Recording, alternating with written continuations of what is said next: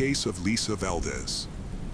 Lisa Valdez was born on September 6, 1961, in San Francisco, California. She grew up with her mother and brother. Lisa and her mother had an exceptionally close relationship, rarely arguing. As a teenager, Lisa developed a passion for dance and an interest in modern technology. She was an early adopter of emerging technologies, including email, which was still a novelty at the time. This interest in technology would later shape her career path. After graduating from college, Lisa found a job as a software analyst in San Francisco. Her mother then used her savings to buy Lisa an apartment in a desirable neighborhood. Lisa lived alone in the apartment, progressing her career and spending time with her family whenever possible. She also continued to pursue her passion for dance. On May 16, 1998, Lisa, then 36, hosted her mother and some family friends at her apartment for the evening. After the guests departed, her mother helped with the dishes before heading home. Before leaving, Lisa promised to call her mother the next day, but the call never came. Initially, her mother assumed Lisa was simply busy. Since Lisa had dance practice scheduled for the next day, her mother decided to wait. However, the entire day passed without any word from Lisa. After trying unsuccessfully to contact Lisa for several days, Lisa's mother began to worry. When Lisa did not show up for work on Monday, her co-workers called her mother to express their concern. The mother immediately decided to go to Lisa's apartment complex. When Lisa's mother arrived at her home, she saw a group of police officers. Lisa's mother approached the police to ask what was going on and was told that residents had reported a strange smell coming from one of the apartments. The apartment manager investigated, found the door unlocked, and called the police after discovering a body on the floor. Police quickly identified the victim as Lisa. Her body showed signs of trauma, making it clear she had been murdered. The advanced state of decomposition suggested that Lisa had been dead for several days. The police suspected that Lisa had been assaulted due to the presence of her underwear next to her body. The crime scene was marked by extensive blood stains on the floor and bed, with the TV and air conditioner still on. However, the disarray of the apartment was later found to be consistent with Lisa's usual living habits. There was no indication of a robbery, as all of Lisa's valuables, including jewelry, were left untouched. The only missing items were her keys and a gym bag. A peculiar detail was the discovery that the attacker had cut off some of Lisa's hair and taken it with them. Detectives believed that the killer may have known Lisa personally. This theory was supported by the lack of forced entry into the apartment complex, which was secured by a fence and required a key or resident approval for access. Police investigating Lisa's murder began by interviewing her neighbors. Their first lead came when a neighbor mentioned discovering a bent metal door frame and faint blood stains on her door 2 days before Lisa's body was discovered. The neighbor had previously reported the incident to the building's management, but they had not notified the police. Police are certain that Lisa's murder was linked to a break-in at her neighbor's apartment. It is possible that the person trying to break into her neighbor's apartment was seen by Lisa and killed her, but another theory is that the break-in may have occurred after Lisa was murdered. Police also interviewed the person who cleaned Lisa's apartment weekly. She said that 2 days before Lisa's body was found, she tried to open the apartment door with her key but found it locked from the inside. When she looked through the door, she saw a naked woman lying on the floor and a male voice talking. Assuming it was a private situation, the cleaner quickly left without doing anything. Police suspected Lisa was dead when the cleaner heard a man's voice. And it was her killer, who was still in the apartment. The cleaner also reported seeing a black Ziploc bag near the body. An envelope containing cash was found taped to the inside of Lisa's apartment door. The money was for the cleaner, as Lisa always left it with her the day before cleaning. The presence of the envelope suggests that Lisa was likely attacked after her mother left, sometime between midnight and early morning. Neighbors who lived downstairs reported hearing a loud noise coming from upstairs on the night of the attack, followed by someone coming down the stairs. Although they did not see who it was, the neighbors' accounts provided a timeline of events. Police continued to search Lisa's apartment for clues while medical professionals examined her body. Forensic analysis revealed that a fingerprint on the toilet seat did not belong to Lisa. In an attempt to identify the fingerprint, the police collected fingerprints from all of Lisa's friends and family members, but none of them matched the mystery fingerprint. Detectives therefore suspected that the mystery fingerprint might belong to Lisa's killer. Medical examiners released their report, shedding new light on the case. Lisa's body showed more than 20 stab wounds, but the advanced decomposition made it difficult to determine if she had been sexually assaulted. The medical team also discovered skin particles under Lisa's nails, which were likely to have come from her attacker, and sent them to the lab for analysis. One of the pillowcases showed multiple blood stains, which upon analysis were found to be a mixture of Lisa's blood and another person's. The police sent the blood stains to the laboratory for further testing.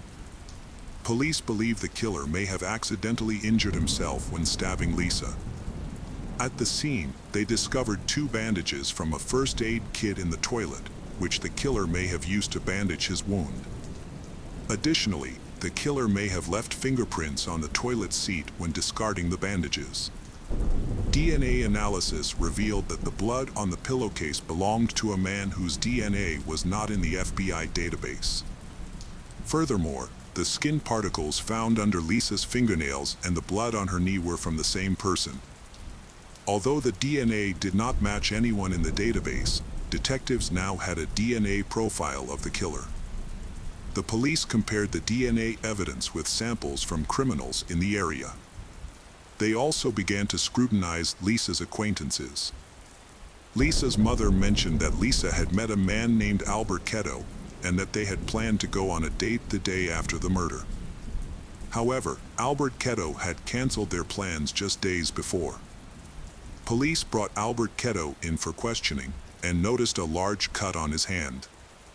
Police considered Albert Ketto a potential suspect. However, Albert Ketto denied any involvement in the crime. Police collected Albert Ketto's fingerprints and DNA samples for further analysis. However, the test results showed that none of Albert Ketto's samples matched the blood found on the pillowcase. Additionally, the skin particles under Lisa's fingernails belonged to someone else. This new information led investigators to expand their search for other suspects. Police decided to look at messages left on Lisa's answering machine in the days before she was killed. Police compiled a list of 40 callers but discovered one unusual message. It came from a man who had called Lisa just hours before the murder. He left a message saying, "You know how it goes. Hey Lisa, are you home?" When police played the message to Lisa's friend, the friend recognized the voice as Albert Robinson, a co-worker of Lisa's. Lisa and Albert Robinson worked together. However, Albert Robinson had expressed romantic feelings for Lisa, but she did not return his feelings. Albert Robinson appeared at Lisa's memorial service a few days after the murder. Albert Robinson claimed that he and Lisa were in love, saying that they planned to get married and start a family. However, Lisa's friends and mother objected to this. Lisa told them that she had no feelings for Albert Robinson and that the relationship between the two was just friends.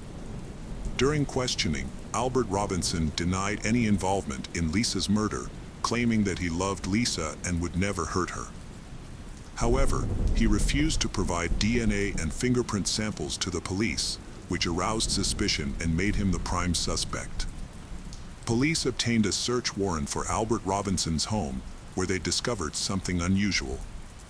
Albert Robinson's home contained many photos of Lisa. However, despite the evidence, he continued to deny his involvement.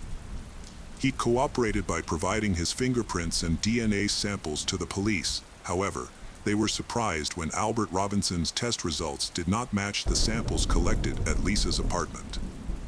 police eliminated Albert Robinson as a suspect. Due to lack of evidence, the case remained unsolved for many years. The investigation continues, with police waiting for the suspect's DNA or fingerprints to be matched in a database. Over the years, Lisa's mother has used social media platforms to plead for information. But the police have yet to uncover any new clues, leaving the case even more unsolved. In 2010, the FBI used new DNA technology to identify suspects by matching their DNA to relatives in a database.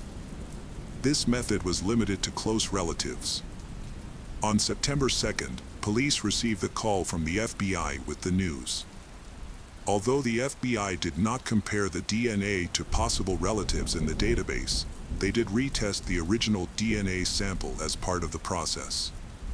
Amazingly, 13 years after the murder, the retested DNA sample was a perfect match. DNA from blood and skin particles found under Lisa's fingernails matched a 52-year-old man named Anthony Hughes, whose DNA had recently been added to the FBI database. Although Anthony had a lengthy criminal record, his DNA was not in the database because he had committed a minor crime. However, a change in California law requires DNA samples from all convicted felons, regardless of the severity of their crimes. As a result, Anthony's DNA was collected after he was arrested for petty theft. The investigation revealed that Anthony's fingerprints were also on file and matched those found on the toilet seat in Lisa's apartment. Experts were able to identify the specific finger that left the fingerprint. Prior to the arrest, police searched for additional evidence that linked Anthony to the crime. 13 years ago, police reviewed calls to Lisa's phone before she was killed, but they ignored calls made after her death. Recently, police discovered a call made by Anthony to Lisa's phone just one day after her death. He left a message, the content of which seemed normal and did not arouse any suspicion at the time. If the police had investigated Anthony at that time, they would have found his extensive criminal record. When they went through Lisa's belongings, detectives found Anthony's phone number in her address book, indicating that she knew him. After talking to Lisa's friends, the police learned that Lisa had dated Anthony in high school. The police now had all the information they needed to question Anthony. Since Anthony was homeless at the time and had no fixed address, the police approached cautiously to avoid Anthony fleeing. They arrested him under the pretext of investigating a series of robberies in San Francisco, and he surrendered without resistance. Police began asking about a series of robberies, gradually bringing up Anthony's previous convictions. Eventually, police asked him if he knew a woman named Lisa Valdez. He initially denied knowing her, but when shown a photo, he admitted that they had been high school acquaintances. Anthony also claimed that he had not seen Lisa since the late 1980s. The police pressed Anthony for information about his relationship with Lisa. Eventually, the police produced evidence of his DNA found in Lisa's apartment in 1998. Upon hearing this, Anthony burst into tears. Anthony was restrained as he cried and screamed. He was eventually charged with murder, and detectives informed Lisa's family that her killer had been arrested. However, the trial did not begin until 4 years later. During the trial, Anthony initially appeared confident, but as the trial progressed, his pace changed. He began appearing in court with a Bible and wearing a cross. Anthony's lawyer argued that his client was incapable of committing the murder due to a medical condition that weakened his muscles, making movement extremely difficult. Despite the defense's argument, the prosecution presented strong evidence linking Anthony to the crime scene. This included his skin cells found under the Lisa's fingernails, his blood on a pillowcase, and his fingerprint on the toilet seat. Anthony maintained his innocence, claiming he had not seen the Lisa since the late 1980s. The prosecution, on the other hand, proposed a different scenario. They believed Anthony had contacted the Lisa, visited her home, and attempted to engage in intimate relations with her. When she refused, he became enraged and killed her. As part of the crime, he cut off a portion of her hair and took it with him before fleeing the scene. Ultimately, the jury delivered a unanimous verdict, finding Anthony guilty of first-degree murder. However, the prosecution faced challenges in securing a conviction for sexual assault due to the advanced state of the Lisa's decomposition, which made it difficult to gather sufficient evidence. The charges were reduced from first-degree murder to second-degree murder, which carries a lighter sentence. Anthony was sentenced to life in prison with the possibility of parole after 16 years. Anthony has been in prison since then and continues to maintain his innocence. Anthony will be eligible for parole in 2031 at age 72.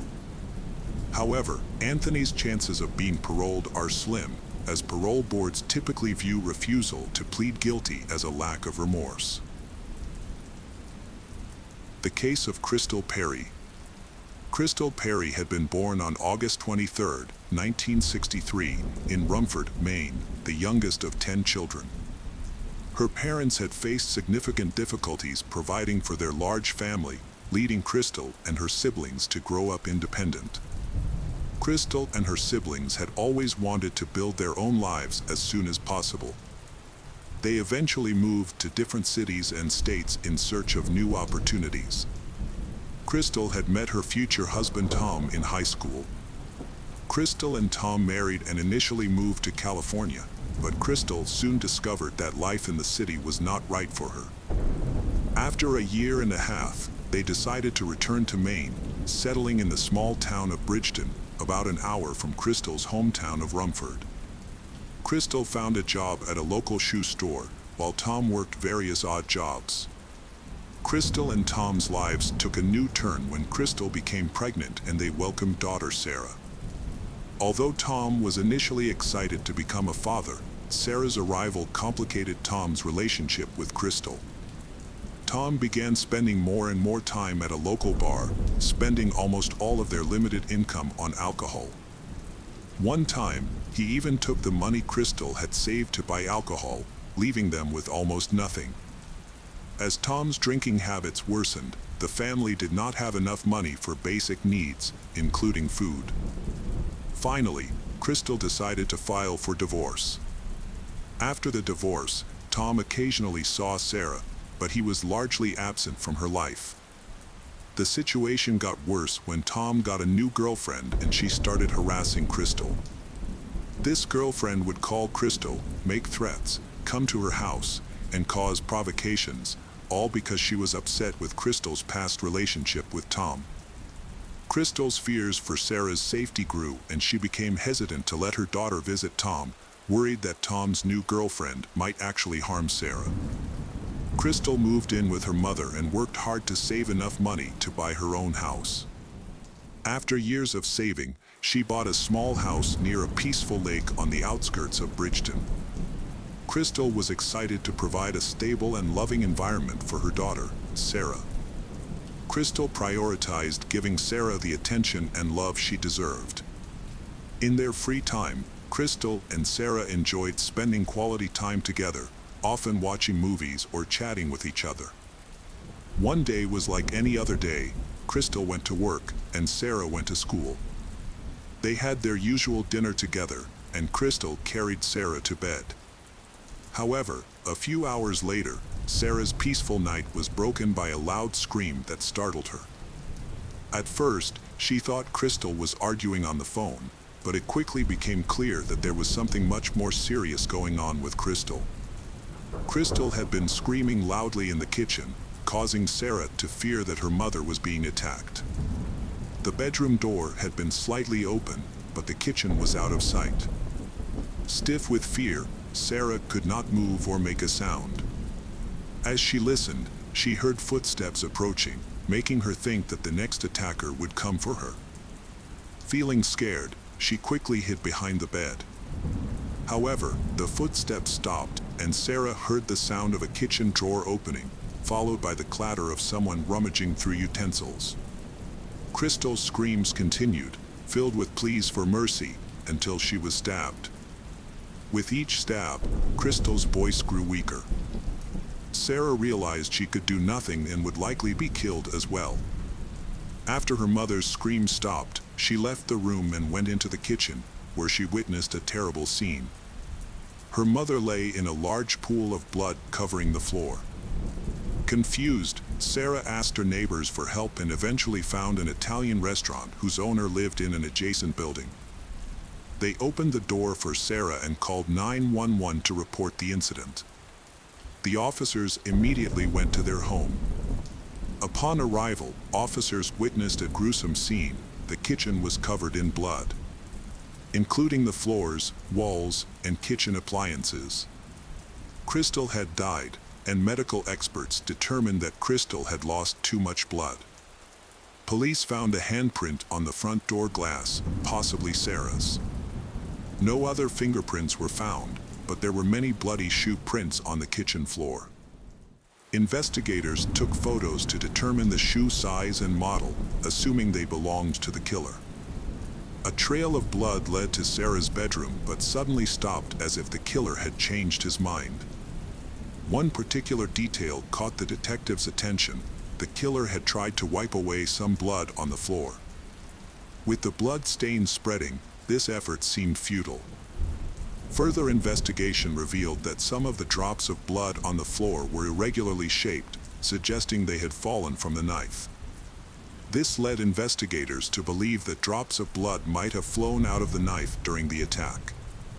Investigations showed that, in addition to the initial drops of blood, other drops of blood on the floor appeared to have fallen at a 90-degree angle, suggesting they originated from a higher point.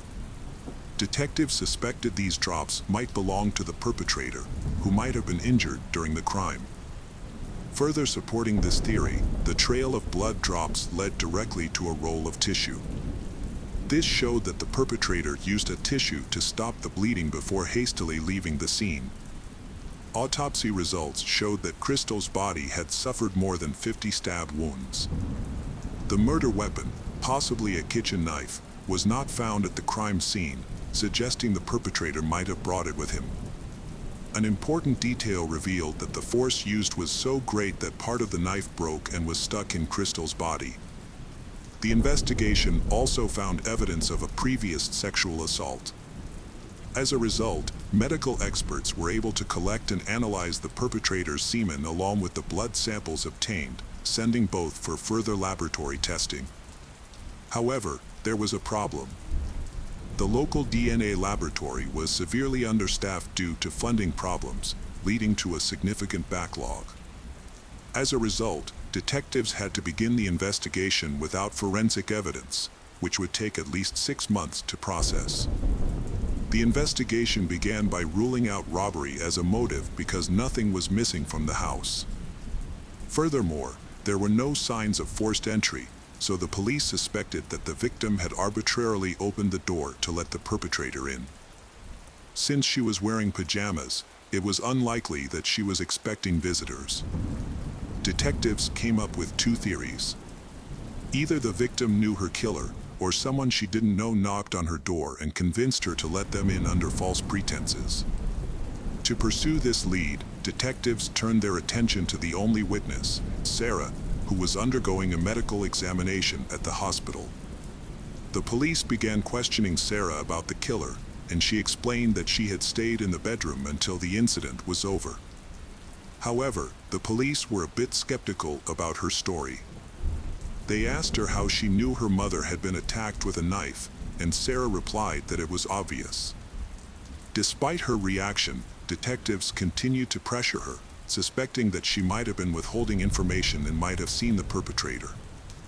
During the first 3 days after the murder, police questioned Sarah 18 times in the hope that her story would change. However, she always maintained that everything happened as she initially described. Meanwhile, detectives pursued other leads and achieved their first breakthrough. They discovered a pair of boots at a local shoe store whose sole pattern resembled bloody footprints found at the crime scene. Additionally, they learned that Crystal had been harassed by Teresa, Crystal's ex-husband's girlfriend. Despite evidence that the killer was a man, the police decided to investigate Teresa, considering her history of threatening to kill Crystal. Maybe Teresa had found an accomplice to commit the crime. However, detectives found no evidence to support this theory. Further investigation revealed that Crystal was in a relationship with a man named Dennis at the time of her death. The two had met 2 years ago when Dennis started working at the shoe store. Dennis and Crystal began dating, and Dennis eventually proposed to her. Although Crystal accepted, they never married. Their relationship was tense, with frequent arguments and Dennis engaging in aggressive behavior, such as breaking objects and banging on walls. However, there was no evidence that he ever physically harmed Crystal. The day after Crystal's murder, detectives visited Dennis at his home. When they asked if he had left the house the night before or if he had seen Crystal, Dennis immediately asked if she was dead and then fainted. After regaining consciousness, he answered the detectives' questions. Dennis explained that he had planned to visit Crystal that evening but was delayed because he was helping a friend fix his car. When he later called Crystal, she said it was too late, leading to an argument and Dennis staying home. Police were able to verify Dennis' alibi, confirming that he had helped his friend that evening. Dennis also agreed to take a polygraph test, which showed no signs of deception, except when asked if he felt responsible for Crystal's death. He replied no, but the test detected his tremors. Additionally, detectives discovered that Dennis had the same shoe size as the killer, but no matching shoes were found in his house.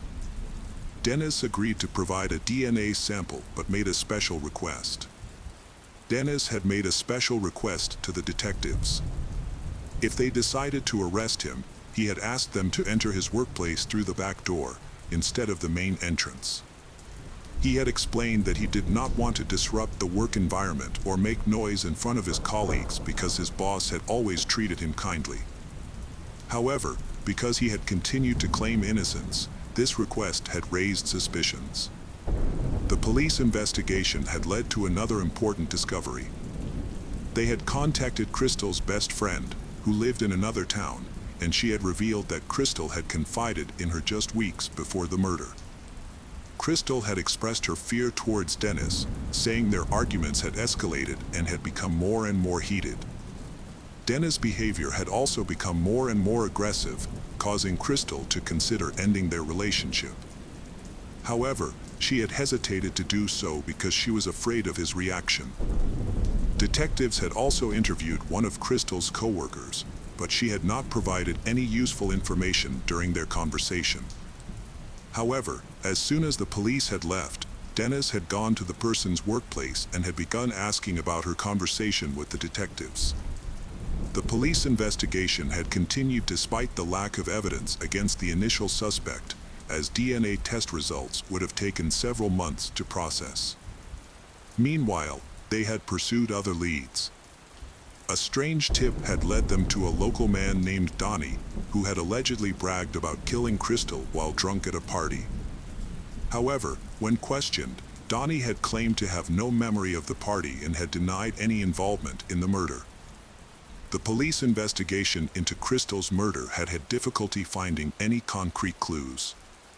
In an effort to uncover new information, Crystal's family had offered a $10,000 reward and had distributed flyers around town. However, Teresa, Crystal's ex-husband's girlfriend, had been seen repeatedly tearing up these flyers, raising suspicions. The ex-husband, Tom, had been thoroughly investigated but had eventually been ruled out as a suspect due to his severe alcoholism. His heavy daily drinking had made it unlikely he would commit a crime, and he had had no clear motive. Police had also investigated 2 other men Crystal had dated after her divorce, but had found no evidence linking them to the crime. All 3 men, including Tom, had provided DNA samples to be sent to a laboratory for analysis. 9 months after the murder, the lab results had finally come in, but they hadn't matched any of the suspects, including Dennis. This had left detectives with no new leads. They had asked to take Dennis's DNA sample again for further testing, but the results had still been the same. The investigation into Crystal's murder had hit a dead end, causing detectives to reinvestigate their only witness, Sarah. They had suspected that Sarah might be hiding information or that a traumatic experience had caused her to repress memories of the killer. To question her further, police had gone to Texas, where Sarah was living with her aunt. A polygraph test had been administered to Sarah, but the results hadn't shown any deception. Despite this, investigators had continued to question her for days, asking the same questions over and over again. However, Sarah had always maintained that she had not seen the killer. The case had remained unsolved for several years. Police had continued to interview potential suspects and follow up on leads. But to no avail. The breakthrough had come in the late 1990s with the introduction of the FBI's DNA database. Investigators had uploaded the killer's DNA sample, but unfortunately, no matches had been found. The detective asked Sarah to work with a psychologist to try to recall any repressed memories of the crime. Even though Sarah agreed, the psychologist ultimately concluded that she really didn't remember anything and was telling the truth about not seeing the killer. The case remained unsolved for many years. Detectives continued to investigate but found no new leads. This changed in 2006 when a surprising development occurred. A DNA sample was entered into the FBI database and it matched blood and semen left at the crime scene where Crystal was killed. The DNA belonged to a man named Michael Hutchinson, who was never suspected in the case. Detectives discovered that in 2003, Hutchinson was arrested for assault and threatening with a weapon, resulting in a sentence of 6 months in prison and 3 years of probation. During his arrest, a DNA sample was collected, but it was not uploaded to the FBI database at the time. It was instead stored in a laboratory. 3 years after the initial DNA sample was taken, Michael was arrested for drunk driving with his children. He was released on bail but failed to appear in court, leading to jail time.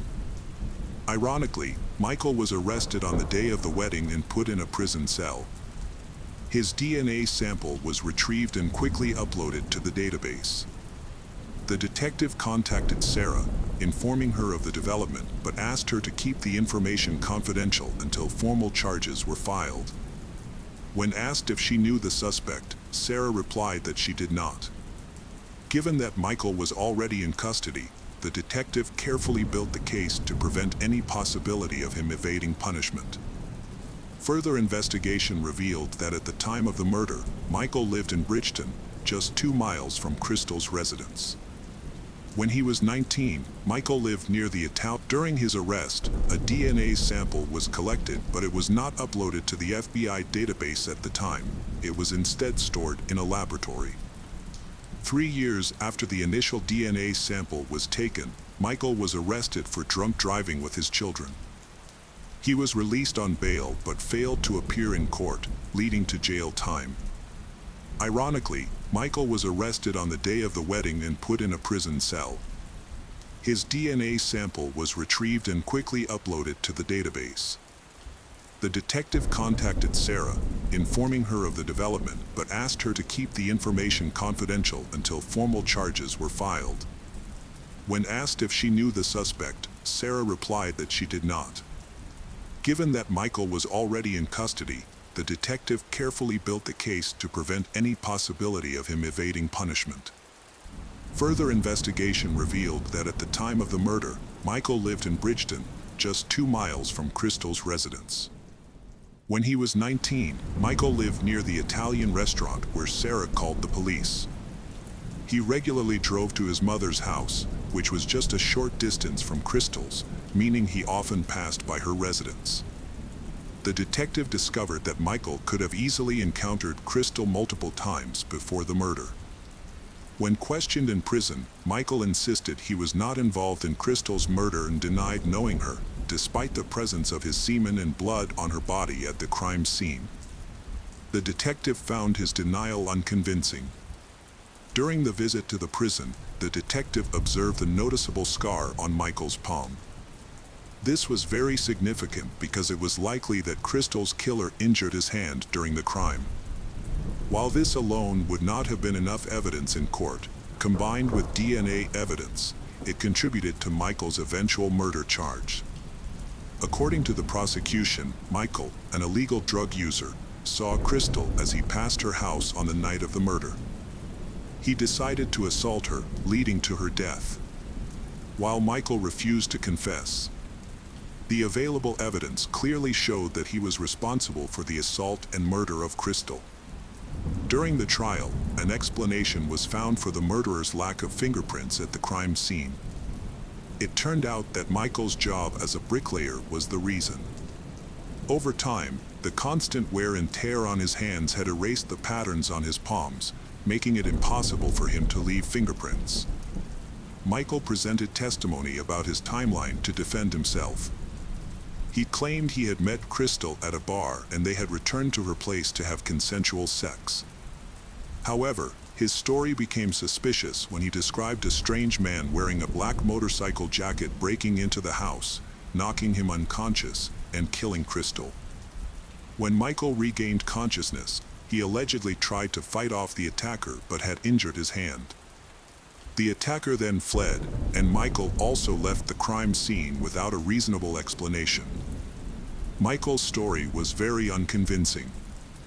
The investigation revealed that the only shoe prints at the scene had belonged to Michael. If his story was true, the intruder would have had to take off his shoes before entering the house, which still wouldn't have explained the lack of other marks on the floor. Furthermore, no witnesses had come forward to confirm that Crystal had been at the bar with Michael. The trial ended on April 9, 2007, with Michael being unanimously found guilty. As a result, he received a life sentence without the possibility of parole and remained incarcerated. Sarah's life was deeply affected by her mother's death, but she found the strength to move forward with time. She pursued further education, became a writer, and wrote a book about her mother's murder. The case of Zoe Hastings. Zoe Hastings was born on November 21, 1996, in Kansas, as the oldest of 5 children. She was a responsible sibling, often putting her parents' needs before her own. Her family was deeply rooted in their faith, spending a significant amount of time at church. When Zoe was in high school, her family moved to Dallas, where she attended a school that fostered her creativity and passion for the arts. She excelled in drawing and enjoyed participating in school plays. Outside of school, Zoe worked at an art studio and as a lifeguard during her summer breaks. After graduating, Zoe had the opportunity to attend top universities, but she decided to delay her education to focus on her church. In October 2015, at the age of 18, Zoe was preparing for a mission trip with her church. She planned to attend the Sunday service to discuss the trip's details. Zoe left her house around 4:40 p.m. in the family minivan, promising her parents she would return for dinner. However, she failed to come back, which was unusual for her. Zoe's parents tried to reach her after the service, but she didn't respond to their messages or calls. They then contacted her friends, thinking she might have visited someone, but no one had seen her. As the evening wore on, her parents grew increasingly worried and decided to call the church to see if Zoe had shown up there. However, they were surprised to learn that Zoe had never arrived at the church. This was highly unusual behavior for Zoe, as she had always kept her parents informed of her current whereabouts and had never disappeared without explanation. So they drove themselves to the police station to report Zoe missing, and the police began the search. The police spent all night retracing the route from Zoe's house to the church, but found no sign of Zoe. Using an iPhone tracking app, police were able to locate her phone. They discovered Zoe's phone just a few hundred yards from the church, near a small creek across the street. Zoe's parents rushed to the creek. An officer approached them and informed them that a car accident had been reported a few hours earlier and that police had received a call from a witness walking a dog. That witness claimed that a man had approached him and said that a woman had been injured in a car accident near the creek. The witness rushed to the scene and found a woman lying in a pool of blood, so he called 911. As the police investigated, they quickly identified the victim as Zoe Hastings. However, it soon became clear that she had not died as a result of the accident. The evidence suggested that she had been murdered. Zoe's body was found a short distance from the minivan, which was partially submerged in the creek. There was a significant amount of blood near her body, and police observed multiple cuts on her neck.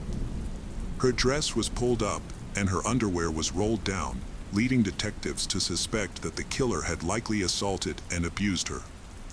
The police prevented Zoe's parents from approaching her body, shielding them from the gruesome scene. As they investigated further, they discovered several clues. Notably, all the minivan doors except the driver's side were locked, suggesting that the perpetrator may have driven the vehicle themselves or approached Zoe directly at the scene. Beneath the bridge, about 10 feet from the creek, a blood-stained knife was discovered. It's likely that this was the weapon used in Zoe's murder. By examining her phone records and GPS data, investigators established that Zoe had arrived at the creek by 5:01 p.m. after leaving home at 4:41 p.m. GPS revealed she drove there in approximately 20 minutes, indicating her death probably occurred within a few minutes of arrival. To account for this timeline, investigators reconstructed her activities that afternoon, tracing her stops from leaving her home. During the examination, investigators uncovered evidence. Zoe visited the nearby DVD rental store after departing home. To return a DVD she borrowed from that rental shop situated beside a Walgreens, near her place of residence. More than 50 people near that area had confirmed it. Among them had been Lester Clark, a tattoo shop employee who had worked next door to the DVD store. It wasn't until a few hours after work around 4:45 p.m. that Lester revealed he had seen a female customer who had been shopping at the store and had approached her. Lester admitted to having witnessed Zoe going to the DVD rental store. Lester added that he saw a man behaving suspiciously near the crime scene. Lester described the man as short and heavily built, and African American. However, Lester was too far away to notice any other distinguishing features. Later that evening, Lester saw the same man walking towards the store alone. The second witness, Gary Whitman, a homeless man, corroborated Lester's account. At around 4:45 p.m., Gary saw a woman approaching a white minivan in the parking lot. A man then approached her from behind, preventing her from entering the vehicle. The man showed her something from his pocket, and the woman subsequently got into the car, moving to the passenger seat. The man then drove away. Gary also described the suspect as short and heavily built, and African American, and found the situation highly suspicious. He went into the store and asked the clerk to call 911, but it is unclear if the clerk made the call. During the investigation, experts made several key discoveries. A forensic pathologist examined Zoe's body and found a small amount of male semen, indicating that Zoe had been sexually assaulted before being murdered. However, the amount of semen was too small to conduct a full DNA analysis. Investigators analyzed Zoe's car for any foreign fingerprints on the doors or steering wheel, but found none. This discovery, combined with witness statements, suggested that the killer may have driven Zoe away in her minivan. However, the lack of fingerprints did not mean that the killer did not drive the car, as they may have wiped down the surfaces after the crime. When examining Zoe's body, investigators found several hairs, but they were too small to extract a full DNA sample from. However, a breakthrough came when a DNA sample was found on a knife near the crime scene. The DNA was matched to 34-year-old Antonio Cochran, who had a violent criminal history, including arrests for theft, assault, and home invasion. 1 year before the murder, Antonio was accused of sexually assaulting a 17-year-old girl, the daughter of his girlfriend. According to the girl, Antonio offered her a ride, but took her to a secluded area and assaulted her. He was arrested and claimed that the sex was consensual, but the prosecution was unable to prove his guilt, and he was acquitted. Antonio became the prime suspect in the murder investigation. As a result, he was arrested. However, during the interrogation, Antonio denied any involvement in the crime. To gather more evidence, investigators collected a DNA sample from Antonio and compared it to the semen found on the victim's body. Unfortunately, both DNA samples were too small for a full analysis, so the experts used a different method. The partial DNA profiles from the hair and semen were then compared to Antonio's DNA. The results showed that it was matched, but not definitively. Meanwhile, detectives searched Antonio's smartphone and found some incriminating text messages. On the day before the murder, Antonio sent a message to a friend he lived with, stating he was moving out and would never see him again. At 1:48 a.m. the next day, Antonio sent another message to his ex-girlfriend, telling her that his stepmother had died right in front of him. But this information was later found to be false. In the hour leading up to Zoe's death, Antonio sent 2 texts to another woman, revealing that he had been drinking, driving around the city, and crying. These messages were his last before the incident. Later that evening, at 9:30 p.m., Antonio texted a friend, expressing confusion and despair about his life. The next day, he sent a message to his ex-girlfriend, stating that his life was over and that she would soon understand why. Detectives investigating Antonio's online activities found that he had visited local news websites over 30 times before his arrest, with a particular focus on the crime sections. Notably, 5 of these access were directly related to articles about Zoe's murder. This was unusual, as prior to the death of Zoe, Antonio rarely visited news sites. His browser history also showed a single visit to a page about gang activity. Further investigation of Antonio's smartphone revealed GPS data that, at 4:34 p.m., Antonio's phone connected to a cell tower covering the area where the store was located, coinciding with the time Zoe was there. Although this data was not conclusive evidence, it suggested that Antonio's phone was in the vicinity of the store just minutes before Zoe left the parking lot. This was significant, as Antonio's home was far away, and his phone had been connected to a different nearby tower throughout the day. Detectives discovered that Antonio had started working at a grocery store just 3 days before the incident. However, on the day after the murder, he skipped his shift without providing any explanation.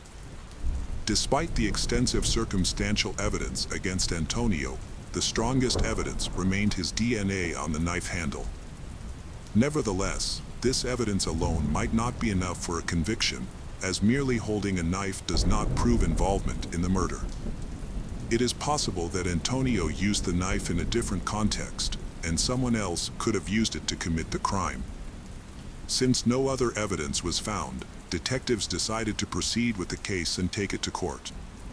The prosecution presented its report of the events. According to the prosecution, Antonio approached Zoe in the parking lot, threatening her with a knife and forcing her to get into her car. He then took the driver's seat and drove away. The prosecution argued that Antonio, who was emotionally distressed due to the death of a relative and intoxicated from consuming a significant amount of alcohol.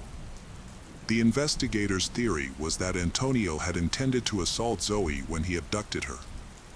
He chose his victim, Zoe, by chance when he spotted her in the parking lot. Antonio saw an opportunity to commit a crime and acted on it. He then drove to a secluded creek area that was difficult to spot due to the surrounding trees and low-lying terrain. At this location, he forced Zoe out of the car and attacked her, stabbing her 6 times in the neck area. Antonio got back into the car and tried to drive it into the creek, possibly to hide any remaining evidence. However, The car only partially submerged, allowing Antonio to potentially wipe his fingerprints from the steering wheel and door handle before fleeing the scene and return to the store, where Lester had seen him according to initial testimony. The defense argued that most of the evidence was not convincing enough and did not prove Antonio's guilt. For example, hair analysis only showed that the DNA could not be ruled out as belonging to Antonio. But it did not confirm his involvement. DNA on the knife also did not necessarily prove that Antonio committed murder. The defense argued that Antonio could have touched the knife under different circumstances before working at the store. They suggested he might have used the knife while working at a movie theater, where he sometimes collected items left behind by visitors. However, there was no evidence to support this claim. Furthermore, if someone had taken the knife from the theater and used it to commit the murder, they would have had to be careful to avoid removing Antonio's DNA from the handle, which would have been a difficult task. The defense attempted to downplay the testimony of the second witness, Gary, by revealing that Gary had a warrant for his arrest due to a parole violation. They tried to exclude Gary's testimony, but the prosecution argued that Gary's willingness to cooperate with police, despite the risk of arrest, proved his sincerity. Gary insisted he wanted to do the right thing, even if it meant getting arrested. Antonio's lawyers argued that their client was elsewhere at the time of Zoe's murder in order to helping a friend, but they failed to provide any substantial evidence to support this claim. Initially, the prosecution sought the death penalty for Antonio, but as the trial progressed, they realized this would be difficult to achieve with the available evidence. They dropped the request for the death penalty. After a lengthy deliberation, the jury found Antonio guilty of murder and sentenced him to life imprisonment with the possibility of parole after 30 years. Zoe's parents expressed gratitude to the investigators and all those involved in the trial for delivering justice for their daughter. Her father shared that he had always warned his children about the dangers of the world and had taken every precaution to protect them. However, despite his efforts, his eldest daughter was abducted just a short distance from their home, and he was powerless to prevent it. The case of Candy Rogers. Candace Rogers, also known as Candy, was born on July 18, 1949, in Spokane, Washington. She was an only child in her family, and soon after she was born, her parents divorced. Despite this, Candy maintained a close relationship with her father. Her father lived in the same city, so she got to see him frequently. Candy was a bright and cheerful child who loved spending time outdoors with friends, exploring nature, and playing with her dog. She had a strong desire to join the Campfire Girls, a well-known organization that provided girls with opportunities to learn new skills, go on hikes, and form lasting friendships. In 1959, at the age of 9, Candy finally got the chance to join the Campfire Girls, and she was overjoyed. As a member of Campfire Girls, one of her responsibilities was to sell mints door-to-door in her neighborhood. The organization provided her with boxes of sweets to sell. On Friday, March 6th, Candy planned to sell mints after school. After returning home, having dinner, and playing with her dog, she packed 8 boxes of mints and set out around 4 p.m. Candy had a plan to go door-to-door in her neighborhood, offering sweets to her neighbors. To avoid duplicating efforts, she and the other girls in the area had assigned specific streets to visit. However, when Candy failed to return home by 6 p.m. as expected, her mom started to worry. As night began to fall, her mom and grandfather set out to search for her, scouring the neighborhood streets but finding no sign of Candy. Soon, some family friends and neighbors joined the search, but despite their combined efforts, no one could find any trace of Candy. At this point, her mom decided to call the police for assistance. By the time the police arrived, the streets were dark, and something might have happened to Candy. The police began their investigation by questioning the neighbors and soon discovered that Candy had only sold 1 box of mints, suggesting that something might have occurred shortly after she left her house. a resident reported, suggesting that something might have occurred shortly after she left her house. A resident reported seeing a girl matching Candy's description on a nearby street around 6:30 p.m. This was unusual, as Candy's mother had already begun searching for her by that time. Candy's grandfather had a strange experience as well, which occurred when he searched for her on the very same street. He narrowly avoided being hit by a speeding green 1953 Ford, which struck the curb. Unfortunately, he couldn't see the license plate number. The police issued a detailed description of the vehicle and initiated a search, but so far they have not been able to locate it. Later, around 9 p.m., several mint boxes were found scattered along the road near a bridge. These boxes belonged to Candy, increasing concerns for her safety. The police focused their search in this area, thoroughly searching both riverbanks and a small wooded area on either side. Despite an all-night search, Candy was not found. By morning, news of her disappearance had spread through local newspapers. And soon the case was being covered by statewide media. In 1959, child disappearances near their homes were unusual because it happened extremely rarely. The townspeople were extremely worried about this. To resolve this alarming situation, police have stepped up search work. They added mounted police, all-terrain vehicles and helicopters and military personnel to thoroughly search the area. In addition, over 1,000 volunteers joined in the massive search from both local areas and nearby cities. It became one of the most extensive search operations at the time. Despite these efforts, they still could not locate Candy. Another incident that added to the trauma of the town was when a search helicopter struck power lines and crashed. As a result, 3 of its crew members died. However, police remained dedicated and relentless, operating 24/7 on this case. With so many investigations open, officers still tried everything. Throughout the case, nearly 750 initial leads turned up. Officers closely inspected every detail. Regrettably, these investigative trails did not help discover any definitive proof about Candy's. 2 weeks after Candy's disappearance, 2 military personnel from a local base went on a hunting trip in the woods west of Spokane. They stumbled upon children's shoes on the ground, which immediately reminded them of Candy's case. Since many military members had been involved in the search, they were familiar with the details of her disappearance. The military personnel reported their discovery to the police, who then showed the shoes to Candy's grandfather for identification. He confirmed that the shoes belonged to his granddaughter.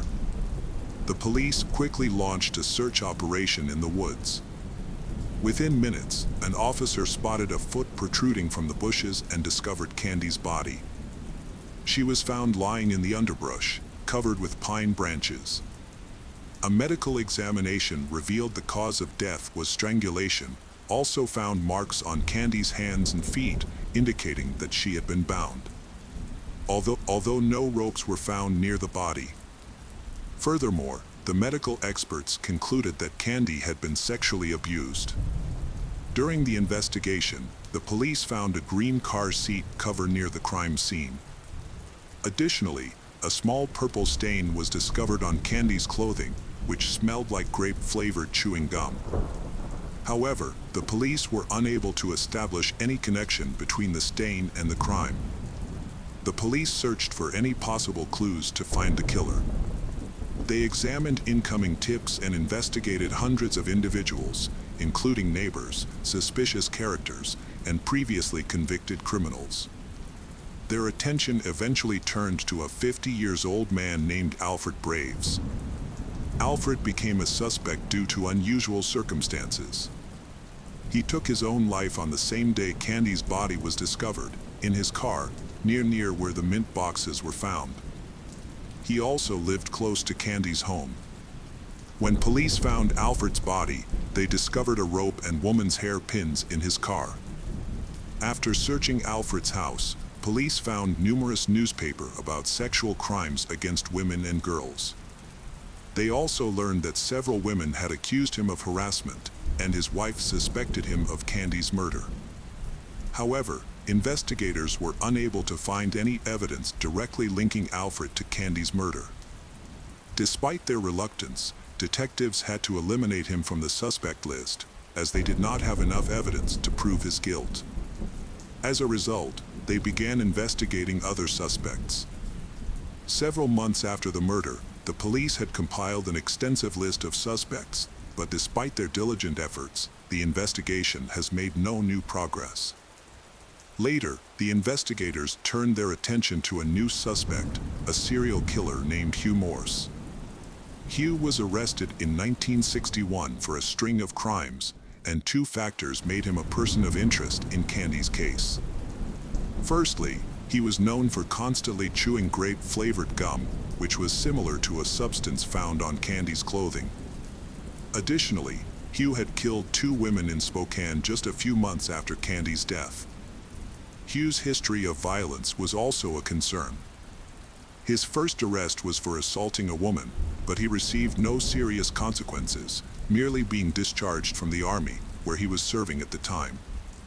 Hugh committed a string of robberies in Los Angeles, but only served 6 months in jail.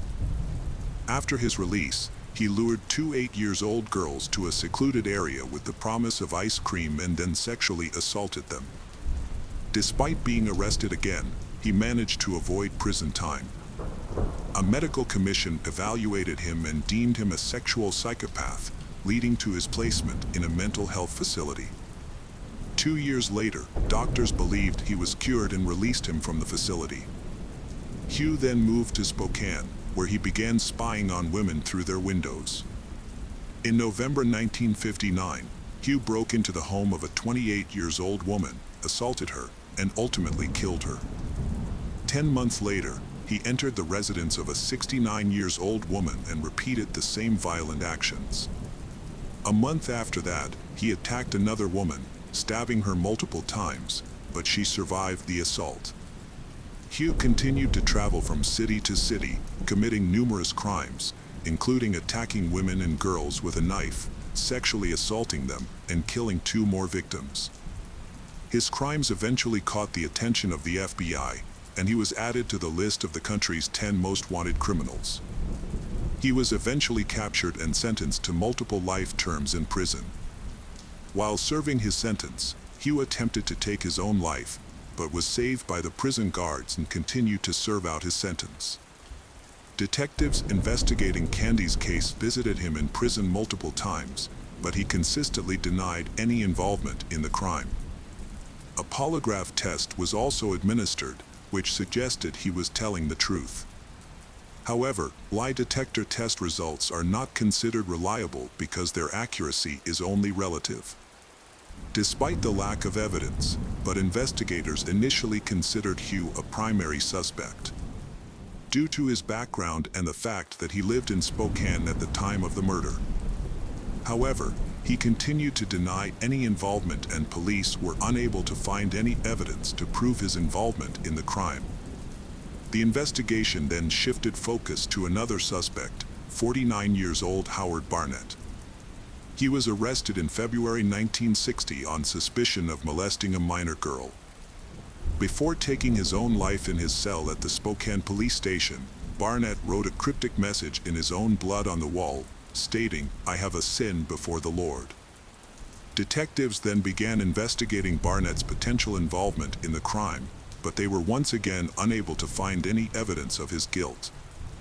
Howard remained a primary suspect in the case due to his proximity to Candy's residence. Despite years of investigation, police continued to follow new leads and examine other potential suspects.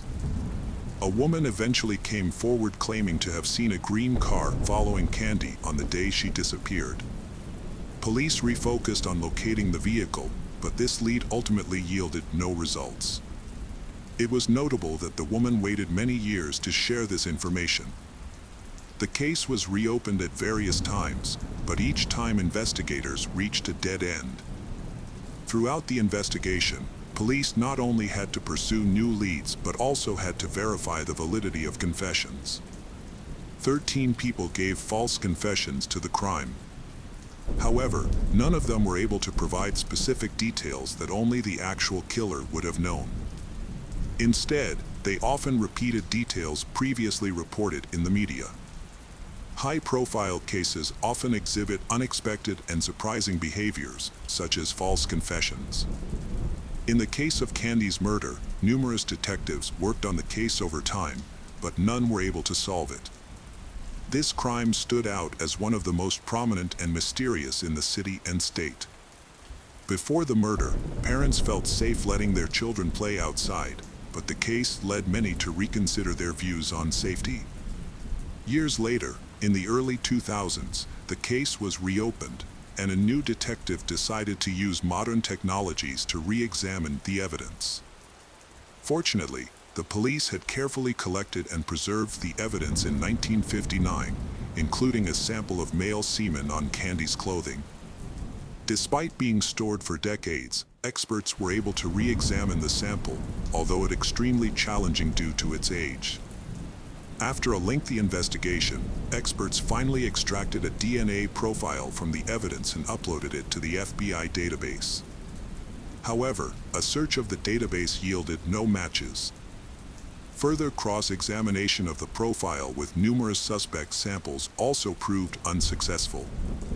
For many years, suspicion fell on Hugh Morse, but forensic evidence revealed no link between him and the crime. This lack of progress brought the investigation to a halt once again. Although the police had the killer's DNA, they struggled to identify the perpetrator. In 2021, a new detective reopened the case and decided to employ a new approach: genetic genealogy.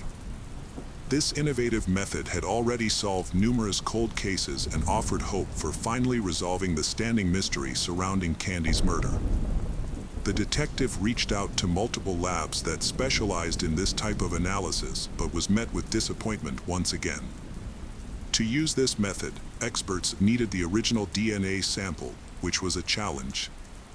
Several labs attempted to work with the semen sample, but each concluded that it had degraded too much, making it impossible to extract the necessary information. The detective then consulted the final lab, which led to a long-awaited important discovery.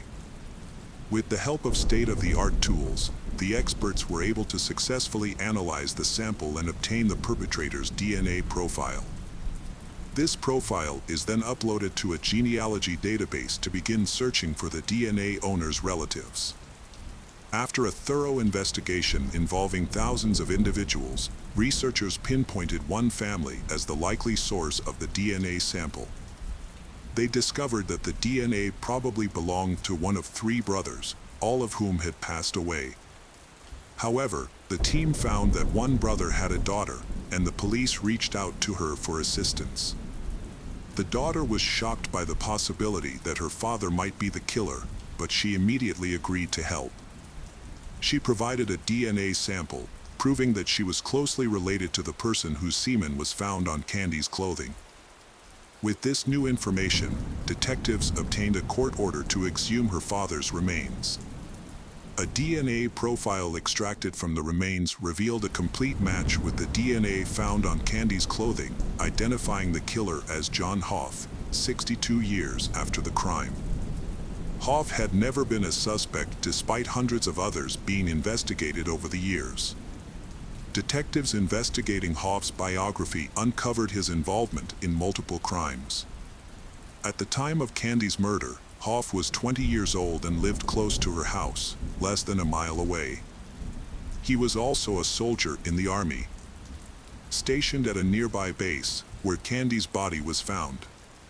2 years after the murder, Hoff attacked another woman, binding and sexually assaulting her before attempting to kill her.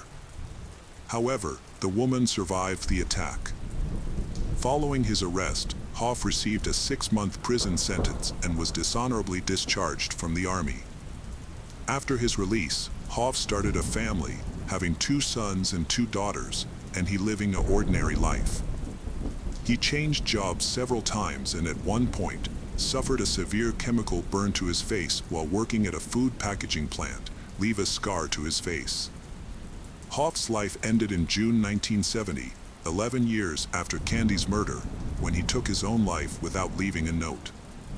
Further investigation revealed that Candy might have known Hoff, as she was friends with his 10-year-old sister at the time. Years later, Hoff's sister told detectives that she had cried in Hoff's arms after Candy's murder, unaware that he was the one responsible for Candy's death. Candy's parents did not live to see the day when the killer's identity was revealed. Her mother passed away in 2006, and her father had taken his own life in 1963, 4 years after the tragedy. The reason behind his death remains a mystery. There is speculation that he was unable to cope with the loss of his daughter.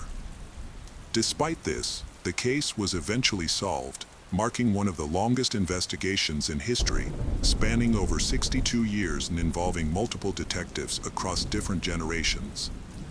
At the press conference, where the killer's name was announced, only one officer who had worked on the case in 1959 was present.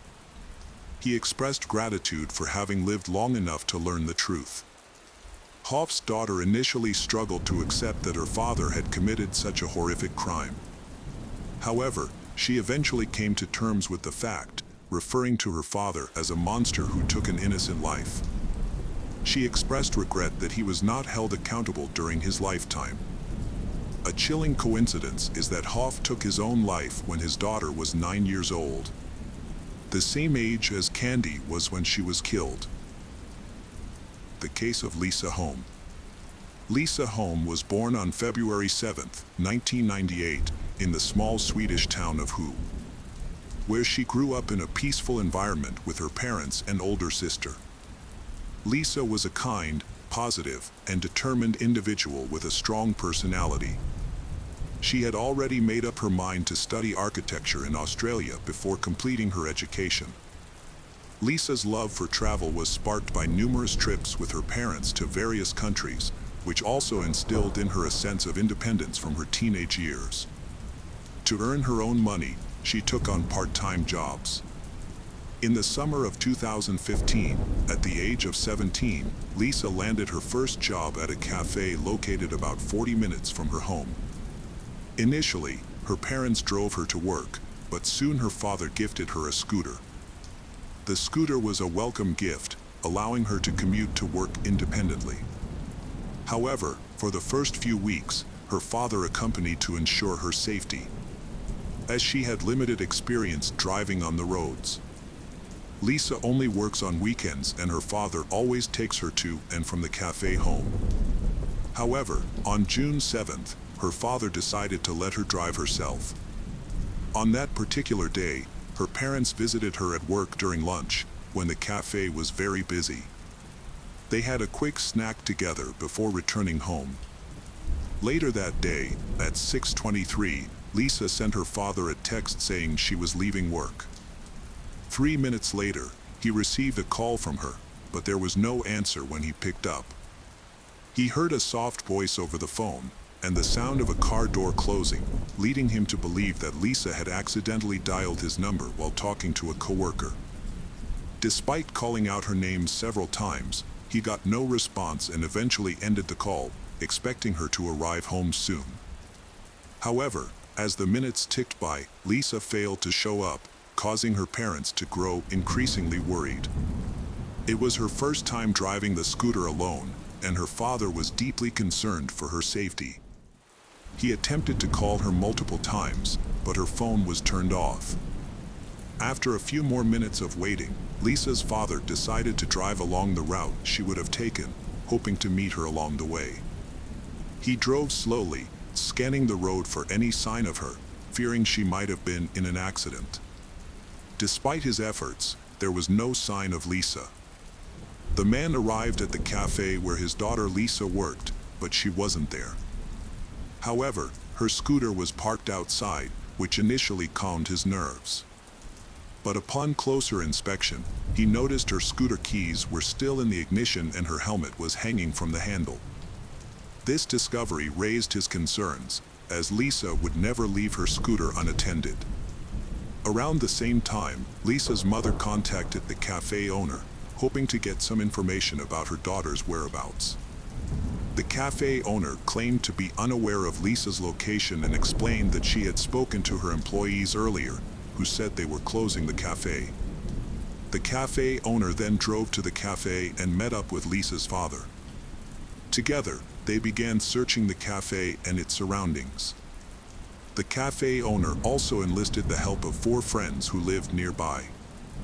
As the search continued, Lisa's mother and older sister checked the bus schedule, thinking it was possible that Lisa might have taken the bus instead of her scooter. They drove to the bus stop in their town, but unfortunately, Lisa was not on the bus. Despite their efforts, Lisa's family was still unable to find her, and their concerns continued to grow. Lisa's relatives quickly contacted the police after realizing she was missing. It was nearly 1 p.m. Police quickly conducted an extensive search. A crucial discovery was Lisa's scooter, which was left in the parking lot with the keys still in it, leading the police to suspect she might have been abducted. Abductions are extremely rare in Sweden, particularly in Lisa's rural hometown, so the police responded swiftly by deploying multiple search teams with dogs and having officers canvass every nearby house. As news of Lisa's disappearance spread, her classmates and friends took to social media to raise awareness and potentially gather witness accounts. Despite the overnight search, no progress was made. On Monday morning, the police publicly announced Lisa's disappearance and urged anyone with information to come forward. Around the same time, a man working at a barn across from the cafe found a motorcycle glove on the floor and reported it to the police. Detectives re-examined a barn previously inspected on the evening of Lisa's disappearance and discovered a glove. They presented the glove to Lisa's parents, who identified it as their daughter's, providing further evidence for the abduction theory. Police have stepped up the search by sending additional personnel and equipment to assist. By then, Lisa's disappearance had made national headlines, drawing hundreds of volunteers to the search. On Tuesday, the police received multiple leads. A group of volunteers searched a dirt road near the cafe, finding a phone case, receipt, ticket, and broken smartphone screen. After discovering these items, investigators confirmed that they all belonged to Lisa, so they concentrated the search in that area. Further investigation yielded additional parts of the broken smartphone, Lisa's ID, and more receipts. These items were all scattered along the same dirt road, increasing the police's certainty that Lisa was indeed a victim of abduction.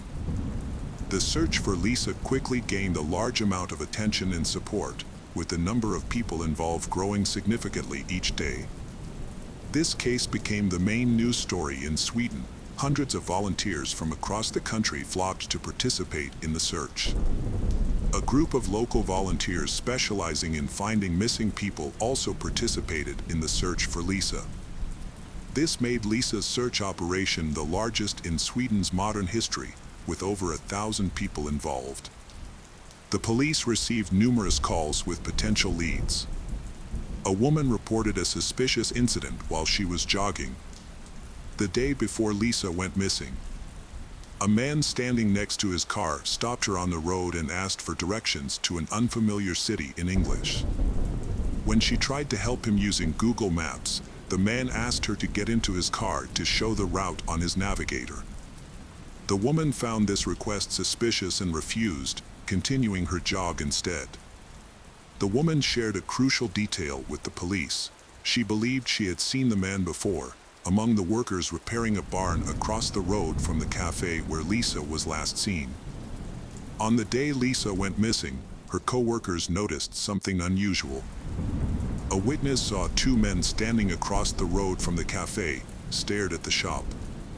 Although the witness didn't think much of it at the time, but she shared this detail with the police after Lisa's disappearance. The following morning, Lisa's father and some friends searched the dirt road where her belongings were found. As they went further, they found Lisa's driver's license and house keys. It seemed that Lisa's abductor was throwing her belongings out of a vehicle. Despite all efforts, police and volunteers found no other clues in the area. That evening, a friend of Lisa's father was driving home from the search when he noticed that the police tape had been removed from the barn where Lisa's glove was found. He decided to re-examine the barn for clues. The friend retrieved a flashlight from his car as it was getting dark and searched the barn for several minutes. He soon spotted something shiny on the floor, which turned out to be a woman's earring, along with an identical earring nearby. The man reported his discovery to the police, who then showed the earrings to Lisa's parents. After confirming that the earrings belonged to their daughter, the police conducted a more thorough search of the storehouse. Initially, the detective explained that the primary focus on the first day of the search was finding Lisa herself. As a result, the barn was not thoroughly inspected, and small items like earrings may have been overlooked. This time, however, numerous forensic experts and search dogs were brought in to aid in the investigation. During the more extensive search, the police found a piece of evidence behind one of the walls that initially seemed unrelated to the case: human feces. Forensic experts, however, proposed an intriguing theory.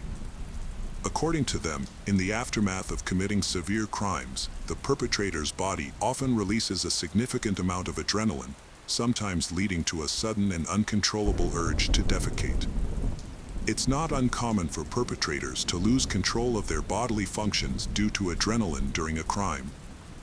Given that Lisa's glove and earrings were discovered in the storehouse, investigators suspected that if she was abducted, the perpetrator might have taken her to the storehouse. They considered the possibility that the perpetrator, under the influence of adrenaline, might have relieved themselves and left behind feces.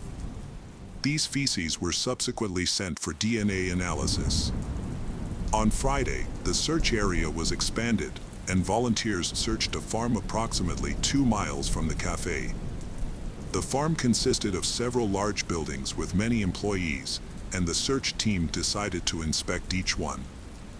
Shortly after their arrival, 2 men appeared, communicating only in English as they didn't speak Swedish. One of them claimed that the police had already searched the farm, but the search team leader was skeptical. He believed he would have been informed if the police had indeed visited the farm, so he decided to proceed with the search. The 2 men observed the volunteers for a while before leaving.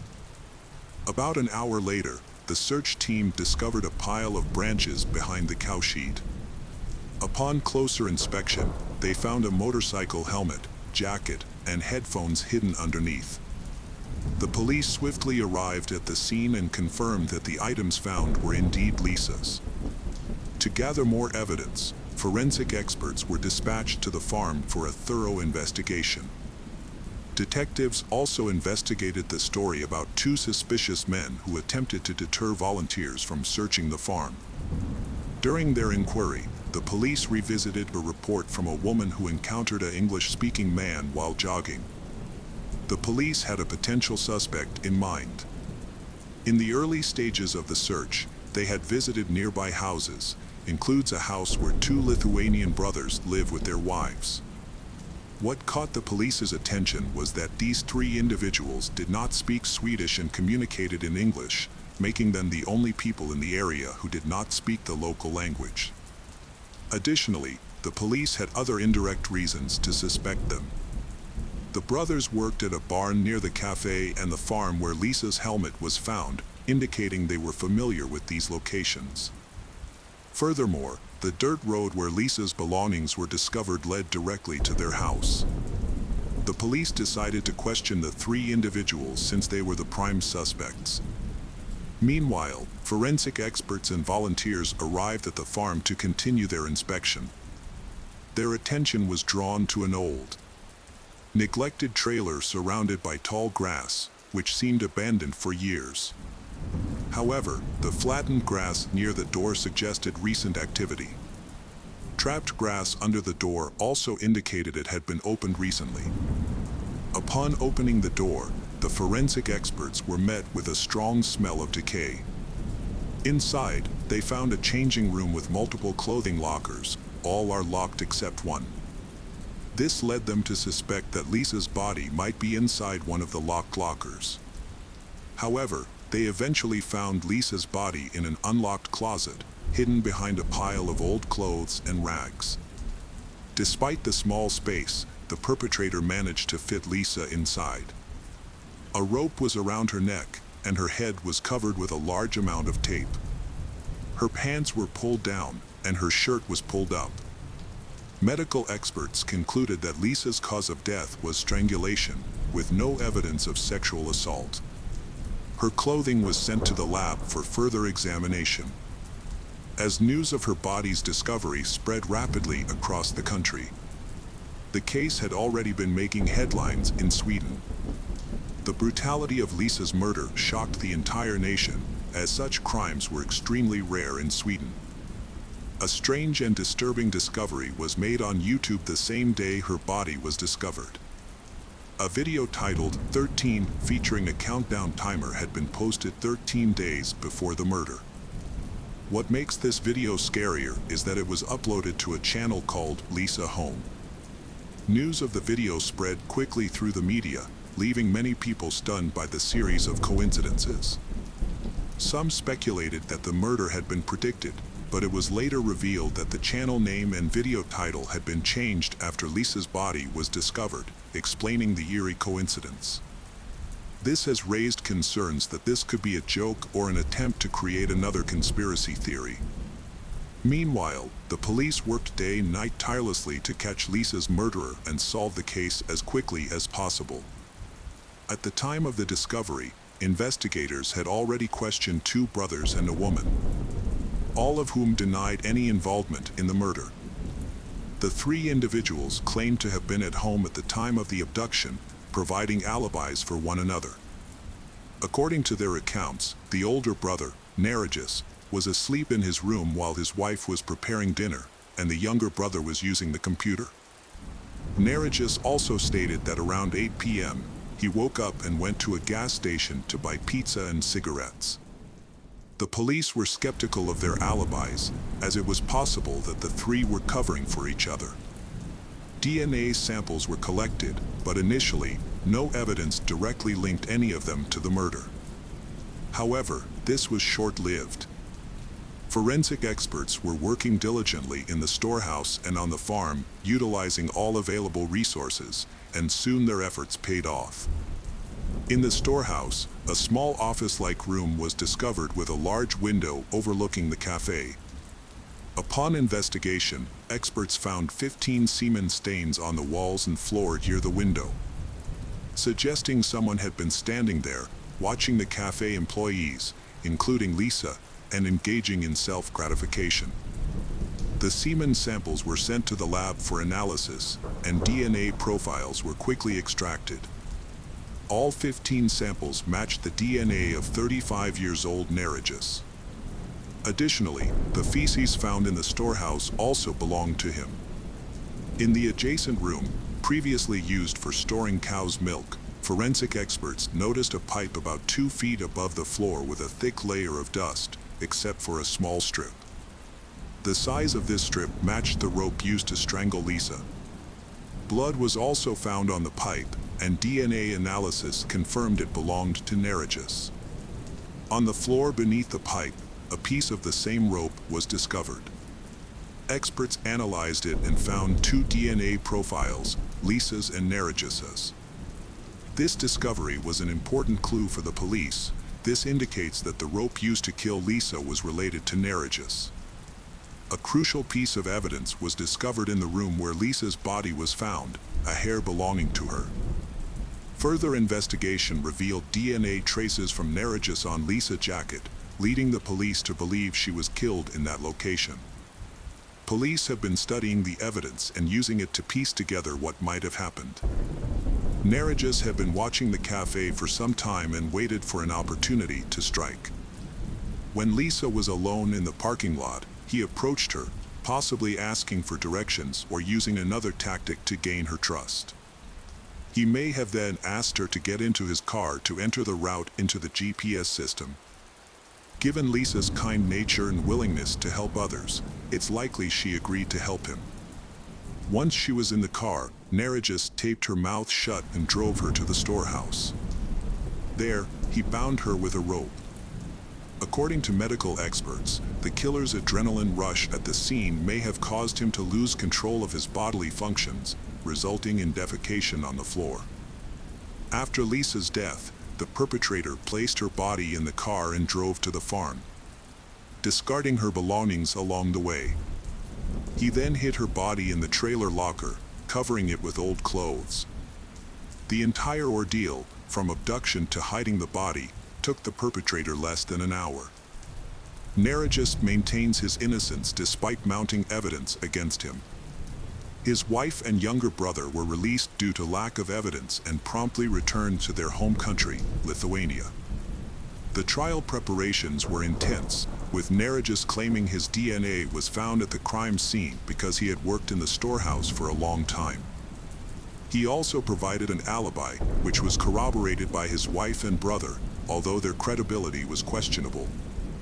This defense may work in court, but the finding of Narigis' DNA on Lisa's clothing suggests direct contact on the day of the murder. Furthermore, a witness reported seeing Narigis' car near the cafe around the time of Lisa's abduction, contradicting his alibi. The car was seen driving back and forth between the cafe and the farm. While Narigis claimed to have been sleeping at home, according to his brother and wife. Months after Lisa's body was discovered, experts continued to analyze the evidence using advanced equipment. They found Narigis' DNA on nearly all of Lisa's clothing, including her underwear.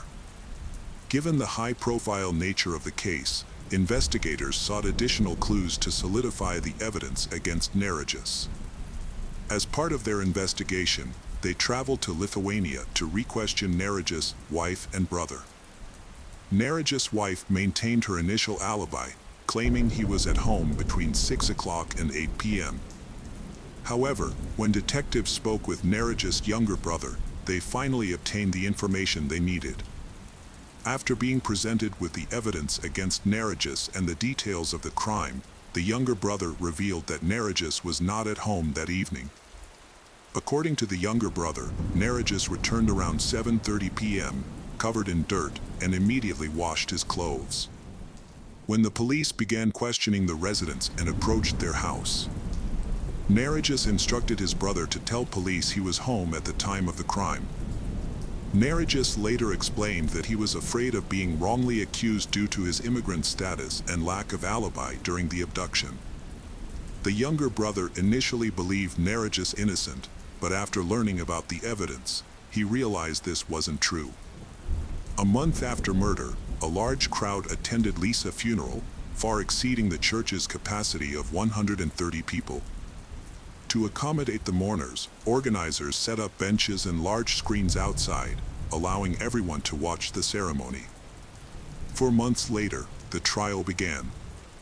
Narigis' lawyer argued that his client's DNA on Lisa's clothing could be explained by his work in the storehouse. However, the prosecution countered that this explanation didn't hold up, especially regarding Lisa's underwear. The only plausible way Narigis' DNA could have ended up on her underwear was through direct contact. The lawyer failed to provide any evidence supporting Narigis' innocence. At one point, lawyers suggested an alternative theory, that Narigis' younger brother was the real killer. The lawyer failed to address the possibility of DNA manipulation during the trial, which lasted a month and resulted in Narigis being found guilty of murder. At one point, lawyers suggested an alternative theory, that Narigis' younger brother was the real killer. The lawyer failed to address the possibility of DNA manipulation during the trial, which lasted a month and resulted in Narigis being found guilty of murder. He was subsequently sentenced to life imprisonment in a high-security Swedish prison, which offered relatively comfortable living conditions. Narigis' lawyer attempted to appeal the verdict but was unsuccessful. In 2017, Narigis made a surprising decision when he requested to be deported to a prison in Lithuania. Despite Lithuanian prisons being notoriously worse than Swedish ones, the court granted his request, probably because it would result in substantial cost savings for Swedish taxpayers. It did not take long to understand the reason behind Narigis' decision.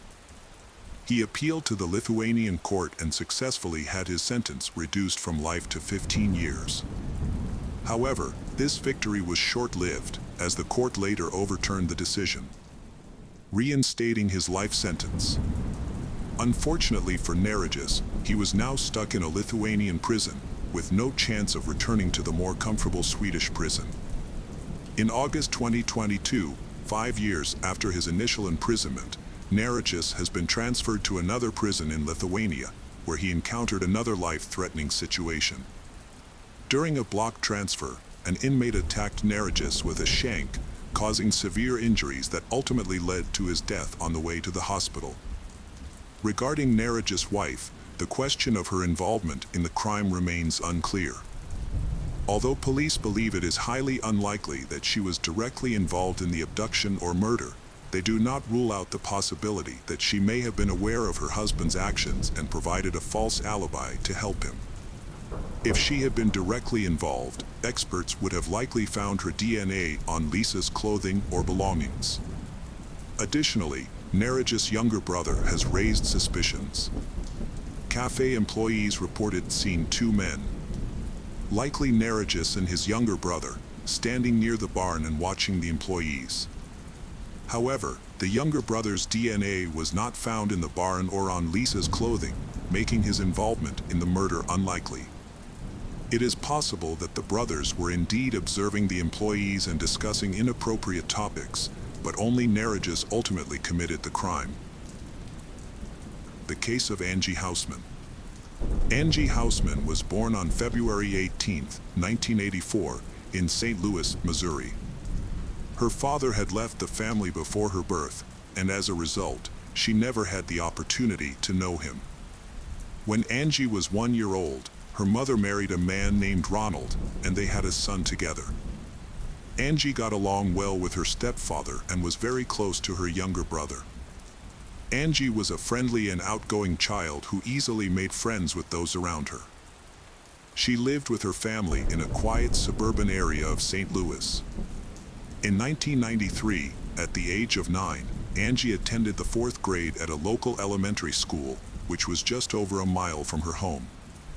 To get to school, she would take the bus from a nearby stop, and her parents felt relatively safe allowing her to travel alone due to the stop's proximity to their house. Angie usually walked to the bus stop with other neighborhood children, and after school, they would be watched over by several parents who would keep an eye on them from their windows as they made their way home. A tradition established in the neighborhood was that locals would watch over children and make sure they got home safely from the bus stop. On November 18th, Angie followed her usual routine and attended school, finishing at 3 p.m. She boarded the school bus with some neighborhood kids and got off at her stop. The other kids lived closer to the stop, so they walked ahead, leaving Angie to walk the remaining short distance home alone. However, Angie failed to arrive home, which was unusual. Her parents started to worry about half an hour later. They decided to walk along Angie's usual route from their house to the bus stop to see if they could find her. During their search, they spoke with other kids from Angie's school. They confirmed that she had gotten off the bus with them and was walking toward her home. Her parents also talked to neighbors who usually kept an eye on the kids but were busy that day and didn't see anything. Angie's parents and their friends combed the area but couldn't find her. As night began to fall, Angie's parents decided to call the police for assistance. Police officers quickly joined the search for Angie. The cold weather made it unlikely that she would have wandered off on her own, so they initially focused on the possibility of something more serious happening to her. A recent kidnapping in the neighborhood, involving an 11-year-old girl just 10 days earlier, further heightened their concerns. The man had approached the girl as she got off the school bus and tried to drag her into the bushes, but she managed to escape. Since the man was still at large, the police considered the possibility that he might be involved in Angie's disappearance. The police brought in dogs trained to track scents, and the dogs picked up Angie's scent near the bus stop.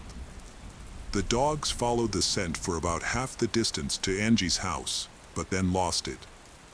This suggested that Angie might have gotten into a vehicle at that point, which made the police think that she might have been abducted. The police also used helicopters with special sensors to search the area and looked along the banks of a small stream near Angie's home, but they did not find Angie or any of her belongings. The first day of the search for Angie yielded no results, prompting the police to reach out to the media for assistance. As a result, news of her disappearance spread rapidly throughout the city, generating over 300 calls to the police department within 24 hours. More than 20 additional officers were brought in to help handle the large number of new leads in the case. Despite this effort, none of the leads led to Angie's discovery. Detectives explored every possible scenario, and from the early stages of the investigation, they began to scrutinize Angie's stepfather. He denied any involvement in her disappearance and claimed he would never harm her. To clear his name, he agreed to a polygraph test and other checks, urging the police to focus on finding Angie rather than wasting time on him. The investigation also led to the discovery of Angie's biological father, who had never had any direct contact with his daughter. However, her mother reported that he had been seen driving past their house on multiple occasions, watching Angie play outside. Although this behavior raised suspicions among detectives, the man had a solid alibi that checked out. On the third day of Angie's disappearance, the FBI stepped in to assist the police department, which then allocated even more officers to the case. Everyone realized that something awful must have occurred to Angie, as it was unlikely she could have survived on her own in the freezing weather. A new lead emerged. Someone reported a suspicious man driving a blue sedan slowly through Angie's neighborhood. The description of this man matched the one given by a girl who had narrowly escaped an abduction attempt just 10 days before Angie vanished. The police created a composite sketch of the suspect and featured it in the news. Volunteers distributed thousands of flyers with the sketch. But the man's identity remained a mystery. As the case gained national attention, it was covered on television, attracting even more leads. The police carefully examined each new lead, but none of them led to Angie's discovery. The case also drew in psychics. They began calling Angie's home to share their alleged visions. One psychic claimed that Angie was alive and even provided a specific location where she's being held, a large national park 25 miles from her home. However, the detectives did not give any credence to these claims.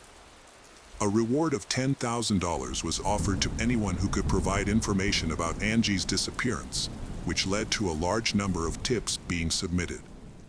During the investigation, detectives discovered a concerning detail. Angie had told her teacher a few days before she vanished that she planned to go on a nature trip with her uncle. However, Angie's parents were unaware of any uncle, and it seemed Angie had fabricated this story. This led investigators to consider the possibility that Angie might have known her abductor beforehand and referred to them as her uncle. Unfortunately, the conversation with her teacher did not provide any information about this mysterious individual. The investigation stalled, with no progress made in the following days. On November 27th, 9 days after Angie's disappearance, an important development in the case was found. A hunter contacted the police, reported that he found a body in the woods of a national park. Upon arriving at the scene, police were met with a disturbing sight. A young girl's body was tied to a tree, naked, with her head completely wrapped in tape except for her nose. Her hands were also bound with handcuffs. Near where the body was found, they found a bag containing personal items, which were quickly identified as Angie's remains. Among the belongings were notebooks with her name. After being transferred to the medical examiner, a detailed examination of the body revealed additional shocking facts. The removal of tape from her head uncovered a piece of underwear lodged in her mouth. The autopsy results indicated that Angie's death had occurred only a few hours before the body was discovered. This suggested she was held captive for 9 days, only to be left to freeze to death at the scene. Experts further determined that Angie suffered numerous injuries and had been sexually assaulted during her ordeal.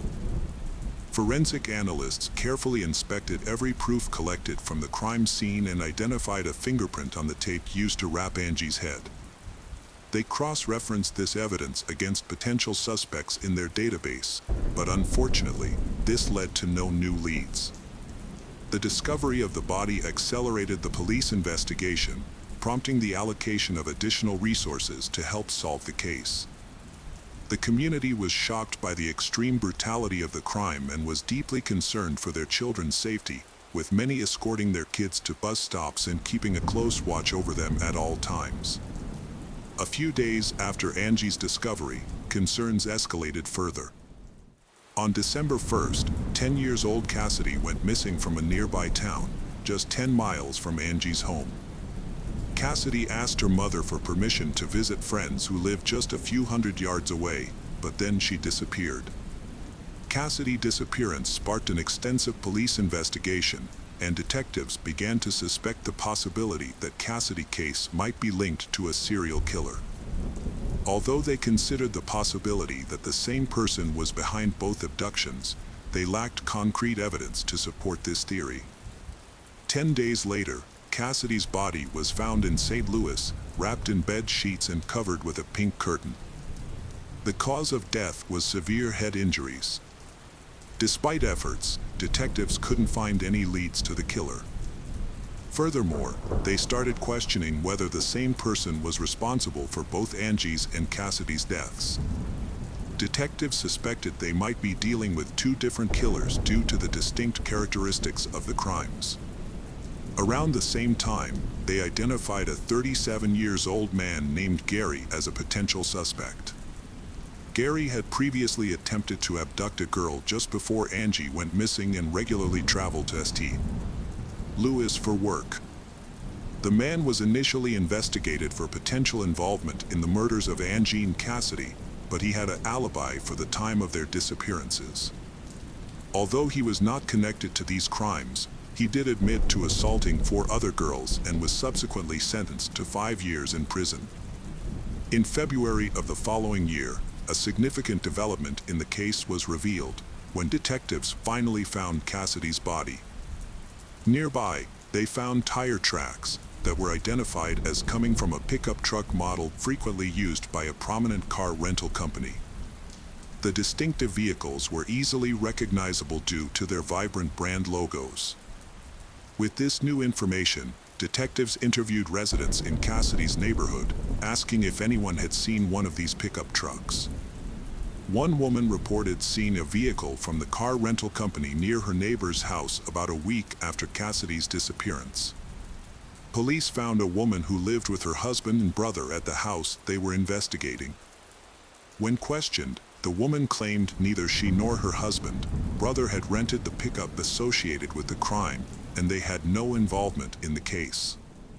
However, detectives were skeptical of her claims and obtained a search warrant for the house. Upon searching the house, investigators found blood traces from the victim, Cassidy, in the basement, along with the murder weapon. Further investigation revealed that the woman's brother, Thomas, was the one who had rented the pickup in question. Initially, Thomas denied any involvement but eventually confessed when confronted with the evidence. According to Thomas's confession, Cassidy had come to his door, wanting to invite his nephews out to play. He invited her into the house and led her to the basement, where he attempted to assault her. When Cassidy screamed, Thomas struck her with a heavy object and then covered her body with bed sheets. After committing the crime, Thomas went to work as usual. Upon returning home, his sister told him that she had discovered the body in the basement. She made it clear that she didn't want to know the details of what happened and insisted that the body be disposed of immediately. Cassidy's body remained in the basement for a week due to ongoing searches, and Thomas was too afraid to move it. Once things had calmed down, he rented a pickup truck and took the body to St. Louis. He hid her body there. Thomas was eventually sentenced to death for his crimes but died in prison several years later due to illness. Despite being questioned about Angie's case, he maintained his innocence, leading detectives to conclude that the crimes were unrelated. The investigation stalled for many months with few leads coming in. Years after Angie's murder, detectives faced another challenge when the reward for information was set to expire, sparking concerns that the public would stop providing tips and assistance in the case. However, in 2001, a local businessman donated $250,000 as a reward for information on Angie's case. This large sum of money caused a spike in many information to the police. But unfortunately, there are no clues to help solve the case. In 2001, a new development emerged in the Angie Houseman case when Corey Fox, an inmate, turned himself in and confessed to multiple murders, including the murder of Angie Houseman. Corey Fox provided detailed information about Angie's abduction and captivity, including being tied to a tree with her underwear used as a gag. However, upon further questioning, detectives found inconsistencies in his confession, such as incorrectly stating that Angie's hands were restrained with plastic handcuffs instead of iron ones. Further investigation revealed that Corey Fox also fabricated parts of his confession, possibly due to extensive media coverage of Angie's case. Another tragic case happened in 2002. The abduction and murder of a 6-year-old girl briefly sparked renewed interest in Angie's case. However, it was soon determined that the two cases were unrelated. The perpetrator in the 2002 case was a neighbor. He quickly confessed during interrogation, while Angie's case remained unsolved. Several years after Angie's murder, detectives reopened the case in 2007. They re-examined the documents and found a peculiar detail. A man named Roger Martin was in a parked car near the crime scene when Angie's body was discovered. When questioned, Roger claimed he was in the area for hunting, but a search of his car found no hunting gear. Further investigation revealed that Roger had a criminal record involving children, including an assault near the location where Angie's body was found. These crimes occurred before Angie's death, but the police had not thoroughly investigated Roger at the time. The new detective team called Roger in for questioning. He denied any involvement in Angie's murder, claiming he was in the area by chance. Roger stated that he was still at work when Angie's body was left at the crime scene. The investigation stalled after a 9-hour interrogation of Roger failed to yield results. Although his fingerprints were taken and compared to those on the tape from Angie's head, no match was found, leading to his release due to insufficient evidence. The case remained stagnant until 2018 when the St. Louis Police Department established a dedicated task force to re-examine the evidence using advanced technology. The team focused on 3 crucial pieces of evidence: the handcuffs, the tape from Angie's head, and the underwear used to silence her. Despite previous failed attempts to find the perpetrator's DNA on these items, the detectives were determined to try again. They began by re-examining the handcuffs but encountered difficulties due to the presence of Angie's blood. They then turned their attention to the tape from Angie's head but discovered it had deteriorated over time, meaningless their efforts. The investigators examined the underwear as a last resort, despite low expectations due to it being in Angie's mouth for several hours, which could have erased any foreign DNA. Using advanced technology, they thoroughly inspected every inch of the underwear and eventually found a tiny sample of unfamiliar DNA, sufficient for analysis.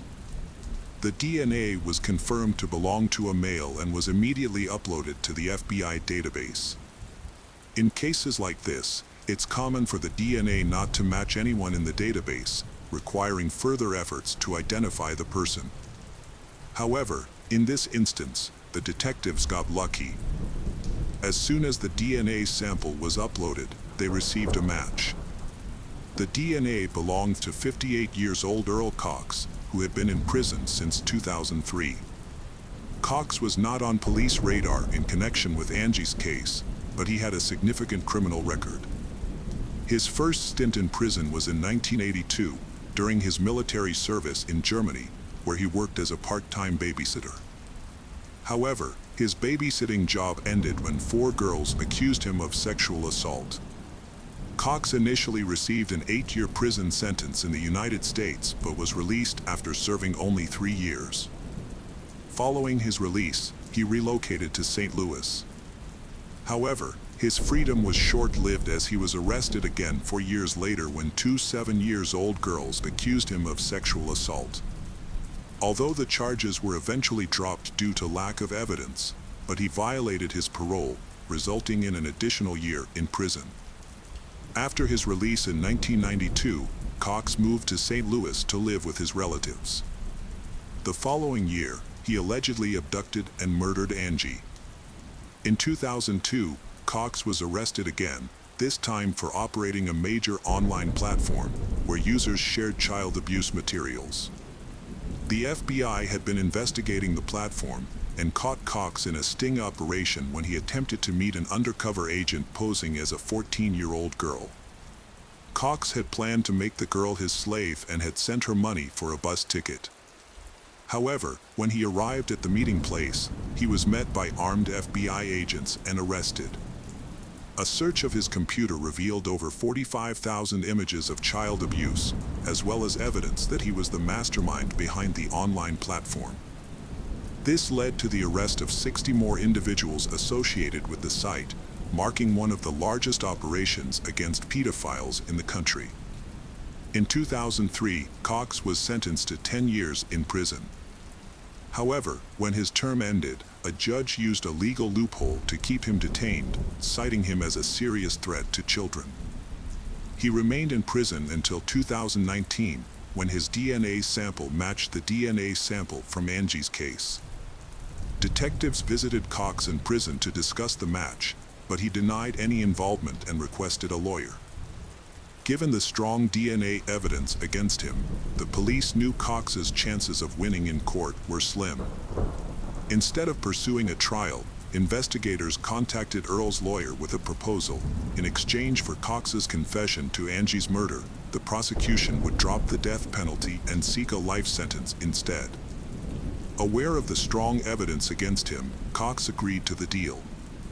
Detectives returned to the prison to hear Cox's account of the events. Although some parts of his story seemed unlikely, the crucial aspect for investigators was his admission to the murder.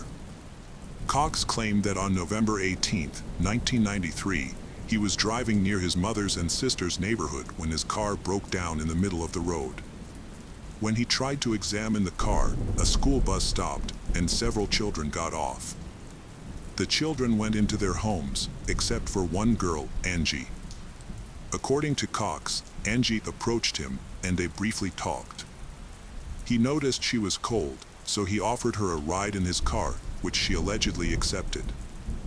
Cox then took Angie to Burger King to eat and later brought her to his home, where he claimed to have sexually assaulted her over several days.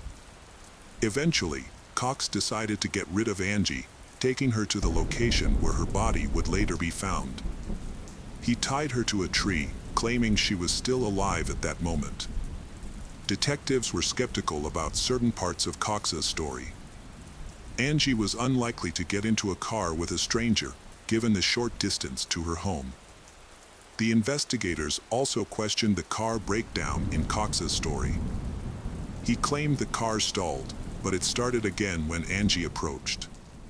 It's more likely that the perpetrator targeted Angie and decided to abduct her. This hypothesis seems more plausible than Cox's account. The detectives got what they needed, a confession to the murder. In August 2020, Cox was sentenced to life in prison without parole. A judge handed down the sentence. Unfortunately, Angie's mother didn't live to see justice served. She died of cancer in 2016. Angie's father, Ronald, told reporters that Cox was responsible for his wife's death and should have been tried for 2 murders. A woman's life was forever changed after the loss of her daughter. She lost all interest in life and eventually passed away.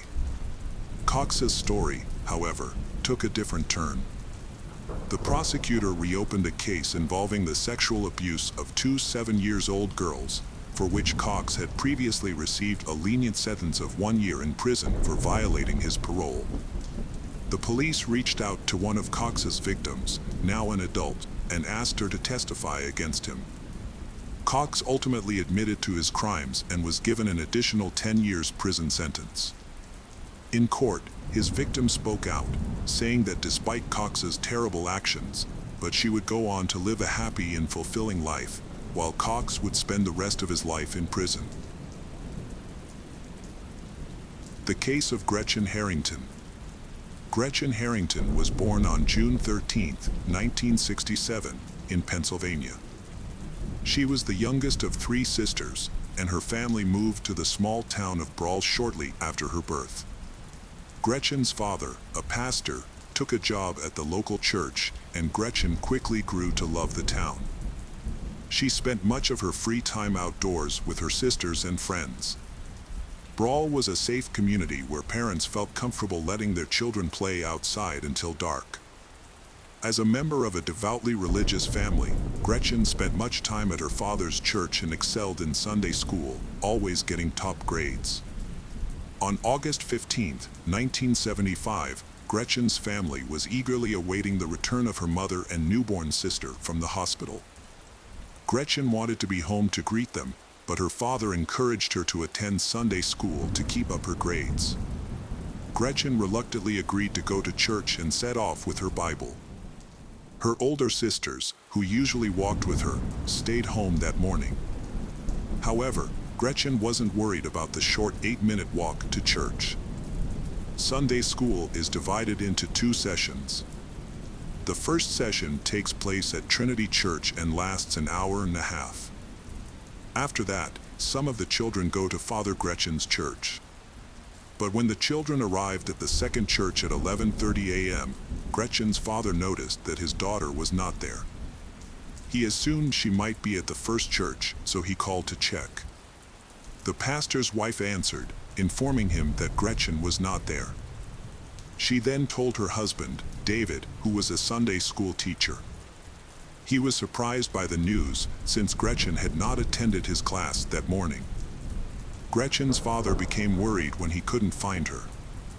He asked David to contact the police and started searching the area between the churches and nearby streets, but she was nowhere to be found. He also reached out to the parents of her friends, but they were either at church or home. Her best friend, who was also David's daughter, hadn't seen her all day. As news of Gretchen's disappearance spread, the police quickly launched a search operation. Hundreds of volunteers joined in, many of whom knew Gretchen's father from his church.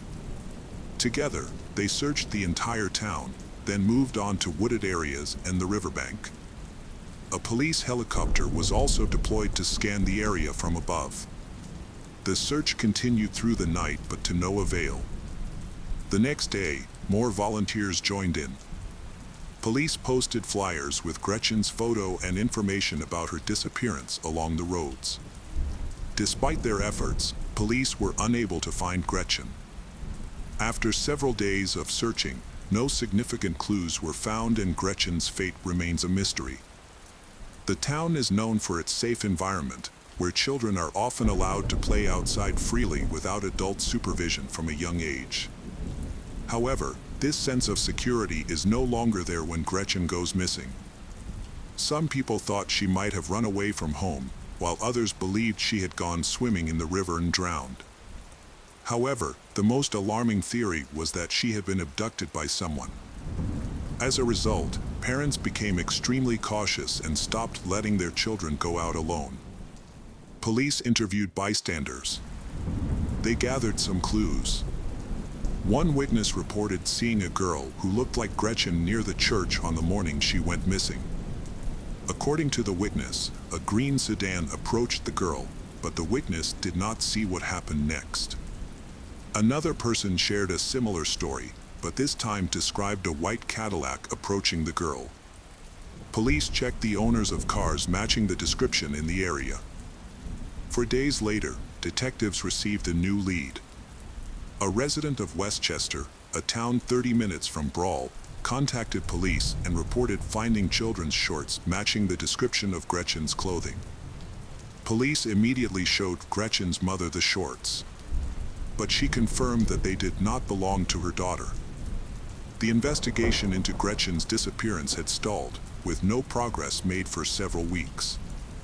As a result, the police halted their search operation and shifted their focus to gathering more information. They continued to interview witnesses, but with each passing day, their hopes of finding Gretchen alive began to dwindle. Until October 14th, when police received a phone call. A jogger was running in a large national park, about 20 minutes from Brawl, when he stumbled upon a body. The jogger immediately alerted park rangers, who then notified the police. Upon arriving at the scene, police quickly determined that the body was that of a child. However, due to the severe state of decomposition, identification of the child was extremely difficult. Police suspected that Gretchen might be the victim, so they showed her parents the clothes found on her body. Gretchen's mother quickly identified them as her daughters because she had sewn them herself.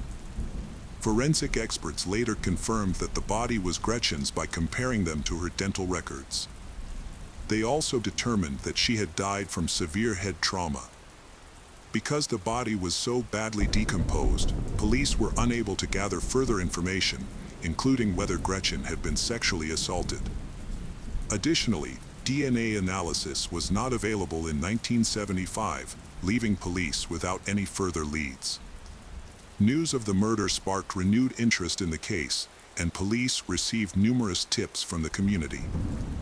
The investigation into Gretchen's death turned up no leads. Police screened nearby residents with a history of violent crime, but nothing came up. Months later, the case had made no progress. Over the years, the case was reopened periodically, and the police reviewed the available information. However, each time, the investigation yielded no new evidence. Even applying DNA analysis was of no help in this case, as no foreign DNA was found on Gretchen's body or clothing. The case of Gretchen's murder went unsolved for decades, occasionally resurfacing in newspapers and on television. However, it wasn't until recent years that the case regained widespread public attention. Two local journalists, Joanna and Mike, decided to write a book about the crime, dedicating several years to gathering information. As children, both Joanna and Mike grew up in the same town as Gretchen. Joanna, who was only 9 years old when the crime occurred, the town had changed forever, and children were no longer allowed to roam freely. Leave home unsupervised. This fear lasted for years, leaving a lasting impression on the townspeople, the memory of Gretchen's murder still fresh in their minds. To write their book, Joanna and Mike had access to the case files and interviewed individuals involved in the investigation. By carefully piecing together the events surrounding Gretchen's disappearance, they were able to reconstruct the entire story. The book, released in 2022, brought attention to Gretchen's case. Months later, a woman contacted police about Gretchen. The woman said she was 10 years old at the time of the murder and lived in Habertone, near Gretchen's home. She was friends with Gretchen and her sisters, as well as many other kids in the area. She often slept over at friends' houses, and one night, while she was at her sister's house, she woke up in the middle of the night feeling someone touching her. When she opened her eyes, she saw their father standing in front of her, who quickly left. The next day, she stayed another night. Her friend's dad continued to come into her bedroom and started touching her. The next morning, she finally told one of her sisters about what happened to her. She was surprised that it happened quite often with her friends. When the woman returned home, she shared her entire story with her parents. However, instead of going to the authorities, they banned her from ever going to her friend's house again. This was just a week before Gretchen went missing. The woman eventually revealed the identity of the man involved in her story, David Sandstra, the same pastor who taught at Sunday school. She also shared that a month after Gretchen went missing, one of her friends told her about the incident, that a man had tried to kidnap her. The girl refused to get into his car and later confided to her friends that the real culprit was David Zanstra. The woman provided her personal diary as evidence of the information provided. In her diary entry on September 15, 1975, she documented her friend's request to keep the encounter secret due to fears of potential harm from David Zanstra. Upon receiving this new information, the police immediately reopened the investigation into Gretchen's disappearance. While reviewing the case files, detectives discovered several suspicious factors that indirectly implicated David Zanstra. It was David Zanstra who reported Gretchen missing to the police, providing investigators with a detailed description of her clothing: dark blue zip-up shorts with front buttons and pockets without zippers or buttons, and a white shirt with braided hair. However, he mentioned that he had not seen Gretchen that day, raising questions about how he knew what she was wearing. His description was later confirmed by the discovery of her body, dressed exactly as he had described. Police closely examined David, the man who taught Sunday school at Gretchen's father's church. David initially claimed he had not seen Gretchen on the morning of her disappearance. However, David's alibi gave him enough time to kidnap Gretchen, kill her, dump her body in the park, and return to the church to teach. The investigation revealed that David and his family had moved to another state just months after Gretchen went missing. This sudden move, combined with David's ownership of a green scooter, attracted the attention of the police. The police decided to question David, who was now 83 years old and living in Georgia. On July 17, 2023, they began questioning David. As the conversation progressed, David realized that the police suspected him of murder. In response, he denied all accusations and asked what evidence they had against him. David was confronted with incriminating evidence, including a woman's testimony about his inappropriate behavior at a sleepover and allegations of molesting his own daughter. When he learned that his secret had been exposed, David's demeanor changed. After 48 years of silence, he finally began to talk about the murder. According to David, on the morning of the murder, he drove his green American motor station wagon to the church where Gretchen's father was the pastor. He saw Gretchen leave the house and waited until no one was around before approaching her. He offered her a ride, and she agreed. However, instead of taking Gretchen to the church, David drove her to a secluded park area. He stopped the car and instructed her to undress, but Gretchen refused and asked to go home. In response, David struck her several times on the head, causing her to lose consciousness. He then removed her clothes and committed the crime before driving her to another park. He carried her body into the bushes and concealed it with branches. David then returned to the church to begin his classes. When David confessed to the crime, the police arrested him for Gretchen's murder. David went to Pennsylvania, where he was held pending trial. David's work held a respectable position in society, which protected him from suspicion. However, after the truth finally came to light, the police obtained a DNA sample and began comparing it with DNA from other unsolved cases. They also investigated the disappearances of young girls in the cities where he worked. Police have linked David to the disappearance of 4-year-old Amanda Campbell from California, who went missing in 1991. The case resembles Gretchen's.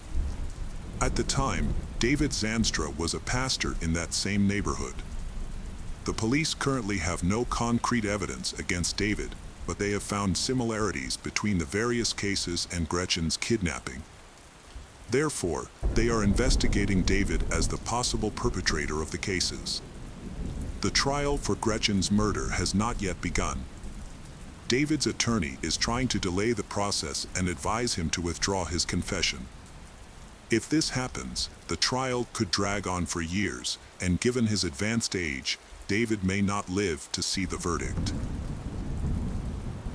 The case of Mitzi Sanchez. Mitzi Sanchez was born on August 10, 1992, in Vallejo, California. She grew up in a large, with 2 brothers and a sister. As a child, Mitzi was cheerful and bright, enjoying time outdoors with friends and playing with her siblings. From a young age, she demonstrated independence, often walking to elementary school with her brother without adult supervision, as the school was nearby.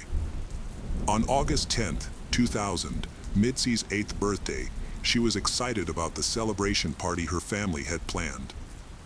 However, when she asked her mom if she could skip school, the request was denied. Upset, Mitzi left her home with her brother at around 7:30 a.m. The plan was for her to wait for her brother after classes, and they would walk home together. But when her brother went outside the school, he couldn't find Mitzi. Assuming she had already left without him, he headed home alone.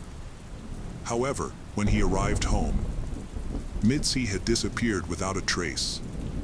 Mitzi's older sister grew concerned when she realized Mitzi was missing, especially since her birthday party was supposed to take place that day. As her absence seemed unusual, the sister called their mother around 4 p.m. to report the situation. The mother immediately contacted Mitzi's school and confirmed that Mitzi had attended all her classes that day. However, when the mother reached out to family members and Mitzi's friends, no one had seen her after school. Mitzi's family became worried and started looking for her. Family, friends, and neighbors mounted a massive search operation. Some walked the streets, while others went door to door along the route from her home to school, asking locals if they had seen her. They also distributed flyers with information about Mitzi. Despite their extensive efforts, they were unable to find her, leading Mitzi's parents to call 911 for assistance. The police quickly joined the search and local media started covering the case. The news of Mitzi's disappearance spread quickly, not just in local news outlets but also across the state. Mitzi's family has given several interviews to raise awareness of her disappearance. Her mother desperately pleaded with them to return her daughter safely. The police received a lot of information, but none of it was useful. 24 hours after Mitzi went missing, the investigation had new clues. A man contacted the police to report finding bloody rags at a landfill. After further examination, experts discovered that the rags were actually bed sheets from a hotel in Vallejo. The evidence was sent to the lab for analysis, but it would take several days to obtain the results. Investigators also went to the hotel, but they were unable to confirm whether Mitzi was there. As the investigators waited for the lab results, they thoroughly searched the landfill for any additional clues, but they found nothing. However, the next day, August 12th, the police received a call that changed the course of the investigation. At around 11 a.m., a man called the police to report a disturbing incident.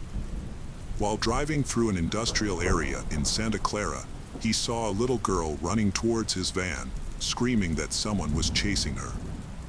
The girl quickly got into the van, and the driver saw a man running in their direction. A young girl escaped from her kidnapper and sought help from a van driver. As soon as she got into the truck, the kidnapper quickly fled the scene. The girl, who identified herself as Mitzi Sanchez, told the driver what had happened, and he immediately contacted the police. The officers quickly took Mitzi to a hospital for a medical examination. They also arranged for her to speak with her mother over the phone, and soon her relatives arrived at the hospital, where they were reunited with Mitzi. The van driver proved to be a valuable witness in the investigation. He was able to provide the police with the license plate number of the kidnapper's vehicle, which he had seen as it sped away. The truck driver happened to be on the road that day, which was lucky. If he hadn't been there, the kidnapper might have caught up with Mitzi. The police checked the license plate and discovered that the car belonged to 39-year-old Curtis Dean Anderson, a man with a history of crime. He had previous convictions for theft and kidnapping, and was also suspected of other offenses. Police took a statement from Mitzi about what happened to her. Mitzi recounted that on August 10th, She was excited to finish school and head home to celebrate her birthday with her family. When her last class ended, she decided not to wait for her brother and walked home alone. As she walked, she noticed a car parked by the side of the road about a few hundred yards away. Inside, a man was watching her through the rearview mirror. The girl felt uncomfortable, but she was not worried because it was daytime and she was walking on a familiar street. In addition, because she was young, she was not aware of the potential risks posed by strangers. Mitzi was approached by a man who got out of his car and asked for her help. He claimed to have a leg injury from an accident and needed assistance in retrieving a roll of tape from under the car seat. Despite feeling uneasy, Mitzi agreed to help, as her parents had taught her to assist others in need. However, as soon as Mitzi reached for the tape, the man's intentions became clear. He pushed her into the car, covered her mouth, and slammed the door shut. Mitzi tried to scream, but it was too late. The man drove away, Mitzi to watch in horror as they passed by her home, where her family was preparing to celebrate her birthday. The man eventually stopped in a deserted parking lot, where he gave Mitzi new clothes and forced her to change. He then threw away her old clothes in a nearby trash bin. He warned Mitzi not to try to escape, claiming he had a gun and that no one had ever managed to escape from him. For the next few hours, Mitzi was driven to an unknown location. Mitzi demanded to know why she had been kidnapped. But the man's response was that he had gone through a similar experience as a child. When night fell, he stopped the car again and began covering the windows with rags to conceal their location. He then shackled Mitzi's leg with a chain and padlock. The man pulled out a bottle of alcohol and insisted that Mitzi drink some. Despite her initial reluctance, she eventually gave in. He took pictures of her using a camera. The perpetrator then lay down in the car to sleep. Fearing that she would be at his mercy if she fell asleep, Mitzi stayed awake and began thinking of an escape plan. Her chance came when she saw a police car driving past the parking lot. However, it was too far away, and she realized that even if she screamed, the officers would not be able to hear her. The next day, the perpetrator continued to drive Mitzi around the city, forcing her to sit on the floor of the car and covering her with sheets to conceal her from view. At one point, he briefly stepped out of the vehicle, giving Mitzi an opportunity to try and escape. She attempted to free her leg from the chain but quickly realized it was impossible. She also found a nail file and tried to use it to unlock the padlock, but unfortunately, it didn't work. When the perpetrator returned to the car and drove away, he made a disturbing claim. He had stopped by Mitzi's parents' house. Under the guise of a good citizen, he asked for flyers to distribute around town, further manipulating the situation. Mitzi was left feeling shocked and overwhelmed, knowing she had been so close to home yet still remained in captivity. Over the next few hours, the perpetrator repeatedly stopped the car, getting in and out. Eventually, he drove to a remote area outside of town and parked. There, he committed a sexual assault against Mitzi, leaving her in a state of shock. Afterward, the perpetrator fell asleep. The next morning, he resumed driving, making several stops to buy cigarettes and alcohol. When he returned to the car and leaned into the cabin, an object fell out of his pocket. He warned Mitzi not to look, but she disobeyed. She glanced down and saw a large set of keys. Mitzi quickly realized that one of the keys could open the lock on her chain. Although afraid of the perpetrator's possible reaction, Mitzi was brave enough to act.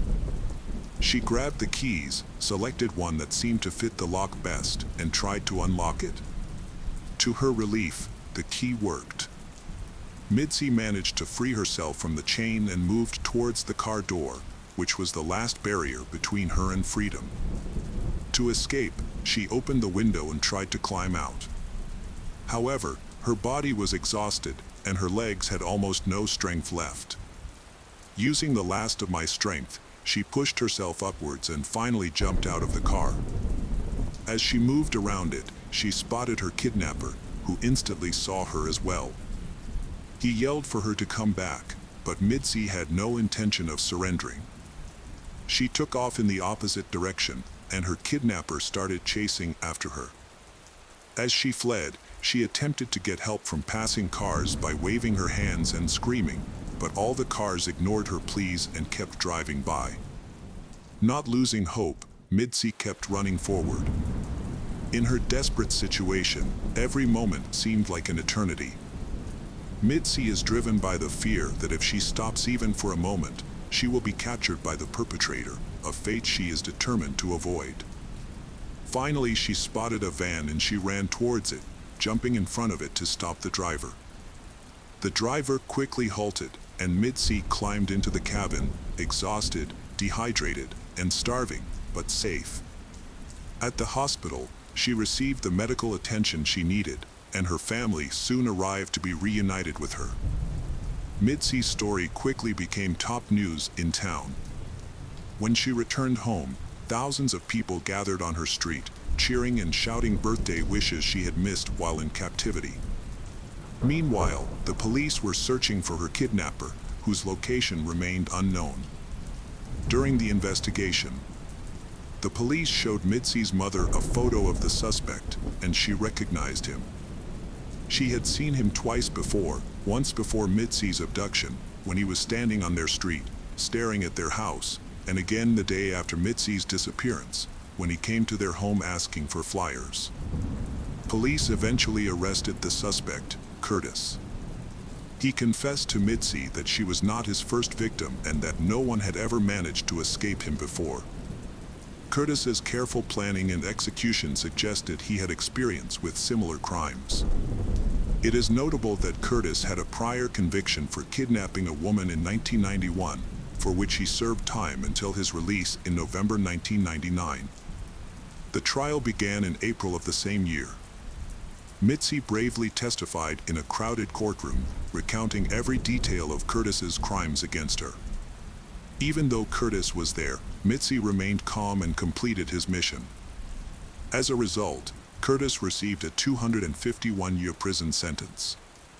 However, this marked the beginning of a new chapter in the investigation. Detectives regularly visited Curtis in jail, questioning him about potential involvement in other crimes. One of these visits, they discovered that Curtis had confessed to a fellow inmate about kidnapping and murdering 8 additional girls. The inmate agreed to cooperate with the police, sharing Curtis's confession in detail. However, Curtis himself was reluctant to reveal all his secrets. Instead of denying the allegations, he attempted to negotiate privileges in exchange for information, speaking with detectives in riddles. As for Mitzi, she was constantly bullied and ridiculed by her classmates, labeling her the kidnapped girl. They even told her she should have died instead of being rescued. The constant bullying made her school years extremely difficult, which hindered her recovery from the traumatic experience. Mitzi could no longer handle the immense pressure. As a result, she turned to alcohol as a means of coping with stress, relying more and more on it. Eventually, she lost hope of returning to a normal life. However, a car accident after a party with friends changes her life forever. Mitzi suffered serious injuries, including a broken neck and arm, and spent 2 weeks in a coma. Upon waking up, she received news from her doctors. She was pregnant with a daughter. This gave Mitzi the power to change her life for the better. She decided to devote herself entirely to her daughter and also to helping other children who were victims of various crimes. Mitzi went on to found a non-profit organization that continues to help those in need to this day.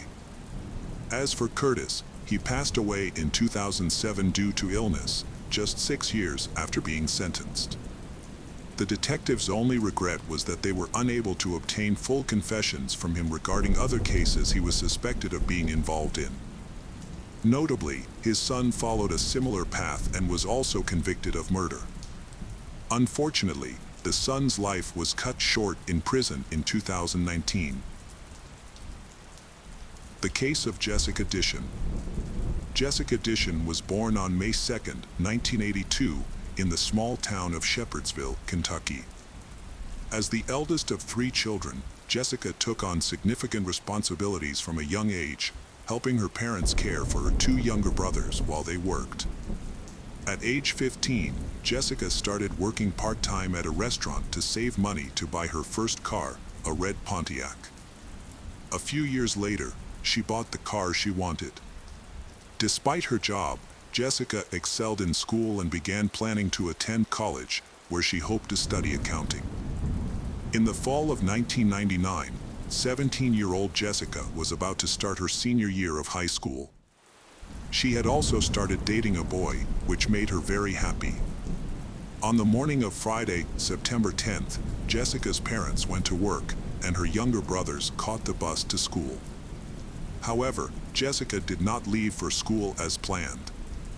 Later that day, around noon, Jessica's mother returned home from work and noticed something unusual. Jessica's car was still parked in front of the house. The mother went to Jessica's room, thinking that maybe she had overslept and missed school. But Jessica was not in her bedroom. The mother then considered the possibility that Jessica might have gotten a ride to school from her father, so she called him to ask. However, he told her that he had gone to work alone that morning. Jessica's mother suspected something was wrong with her car, so she took out a spare key to try to start the car. When she approached the car, the driver's door was slightly open, and Jessica's cell phone was lying on the seat with the numbers 9 and 1 displayed on the screen, indicating that she had tried to call 911. Jessica's shoes and keys were found under the front seat, while her textbooks, work clothes, and purse were in the back seat. Jessica's mother was worried about Jessica's safety. It was obvious that she had tried to call for help but was unsuccessful. Furthermore, Jessica could not leave her belongings in the car and leave. Jessica's parents contacted her school, learning that Jessica had not come to class that day.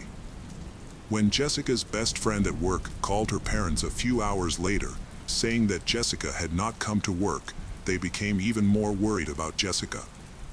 Jessica's parents immediately contacted the police, but the sheriff downplayed the situation, suggesting that Jessica might have wandered off and would return home on her own.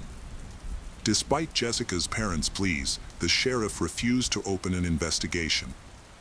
Undeterred, Jessica's parents contacted relatives, friends, and acquaintances, but no one had any information about Jessica's whereabouts. They then searched the entire town, scouring the area, but there was no sign of her. The next morning, Jessica's parents returned to the sheriff's office to report that she had not returned home. The sheriff sent 2 officers to check Jessica's car. However, the officers searched the car without wearing gloves, potentially destroying evidence. Furthermore, the officers did not search Jessica's room. Feeling frustrated with the police, Jessica's parents sought the help of the local media, hoping to draw attention to Jessica's disappearance and the police's lack of attention. Jessica's family and friends, led by her father and Uncle Stanley, launched a search for Jessica. They also distributed flyers with information about Jessica. Fearing the worst, they focused their search on an area near a river, which was known to be a crime hub. For hours, Jessica's family members thoroughly searched the challenging terrain near the river but couldn't find any sign of Jessica. The next morning, Jessica's parents were at home, and their son was playing in the yard. Suddenly, he rushed inside, saying he had heard a faint cry for help that sounded exactly like his sister's voice. Jessica's father immediately grabbed his gun and ran outside to find the source of the screams. At the same time, his brother arrived and joined the search. They quickly noticed smoke coming from the property of their neighbor, 40-year-old David Brooks. As they approached, they saw Brooks undressing on his property. Jessica's father asked Brooks for permission to search his farm, but Brooks refused and told them to leave. This was not the only unusual behavior Brooks displayed. Before Jessica's disappearance, the 2 families had a normal relationship. However, soon after, he would drive slowly past their house, staring at them with an ominous smile. After seeing Brooks burning clothes on their property, Jessica's parents went back to the police, shared their concerns, and asked them to come and meet Brooks with the dogs. The police agreed. The dogs were given some of Jessica's clothes to track her scent. They led the police to Brooks's fire pit, but no significant evidence was found. However, the dogs did find black gloves in one of Brooks's sheds that smelled like decomposition. During the search, no concrete evidence was found. Frustrated with the police, Jessica's father contacted the FBI for help. The FBI usually does not get involved in missing persons cases based on the family's request, but this time they decided to investigate immediately. After Jessica's parents presented the case and the family's findings, the FBI opened a full-scale investigation. The FBI proceeded to collect fingerprints from Jessica's room and her car, confiscating all potential evidence for further analysis. Additionally, investigators conducted a comprehensive search of the area using helicopters and volunteers. They thoroughly examined the pond near Jessica's home. The FBI searched Brooks' farm and found a printed photo of Jessica. This discovery led the FBI to strongly suspect Brooks' involvement in her disappearance. They also suspected his 35-year-old brother, Joseph, although despite a thorough search, the FBI found no evidence. Due to lack of incriminating evidence, the investigation focused on searching the surrounding area. 17 days after Jessica went missing, police received a call on September 27th. A woman was driving along a road near the river. Noticing something unusual near a tree, the woman stopped to check and was horrified to see a body. She called the police immediately. When FBI agents arrived, they discovered the body of a young woman who had suffered severe trauma. She was missing several fingers and toes. A rope tied around her leg showed traces of red and silver paint. Additionally, some of her clothing was missing, suggesting that she may have been sexually assaulted, leading the FBI to develop disturbing theories about the murder. Medical experts later confirmed the identity and determined that Jessica had been strangled. Her body also showed extensive bruising. Her limbs and fingers had been separated after death, suggesting that she was still alive when this happened. However, the most disturbing fact was that Jessica had survived for approximately 3 days after she went missing. This meant that the police had the opportunity to rescue her. But unfortunately, they did not take any action to do so. After the body was discovered, the FBI re-interviewed Brooks, who changed his story. He initially said he had seen Jessica near her home, but later said he had not seen her. His alibi was disputed by his wife, and he failed a polygraph test, prompting the FBI to arrest him and proceed to trial. The FBI said the likelihood of a conviction was low due to a lack of concrete evidence. While they had some troubling clues that pointed to his involvement, they were circumstantial and inconclusive. As the trial progressed, detectives continued to search for additional evidence. During a re-examination of Brooks' car, they found a rope similar to the one used to tie Jessica up. However, analysis showed no DNA on the rope. Brooks' trial began in January 2003. His attorney maintained his innocence, citing a lack of evidence. During the trial, it was revealed that investigators had found the victim's missing limbs but had not properly preserved them, causing them to decompose and lose potential evidence. The remaining circumstantial evidence was insufficient to convict, and the jury was unable to reach a unanimous decision, resulting in Brooks' acquittal.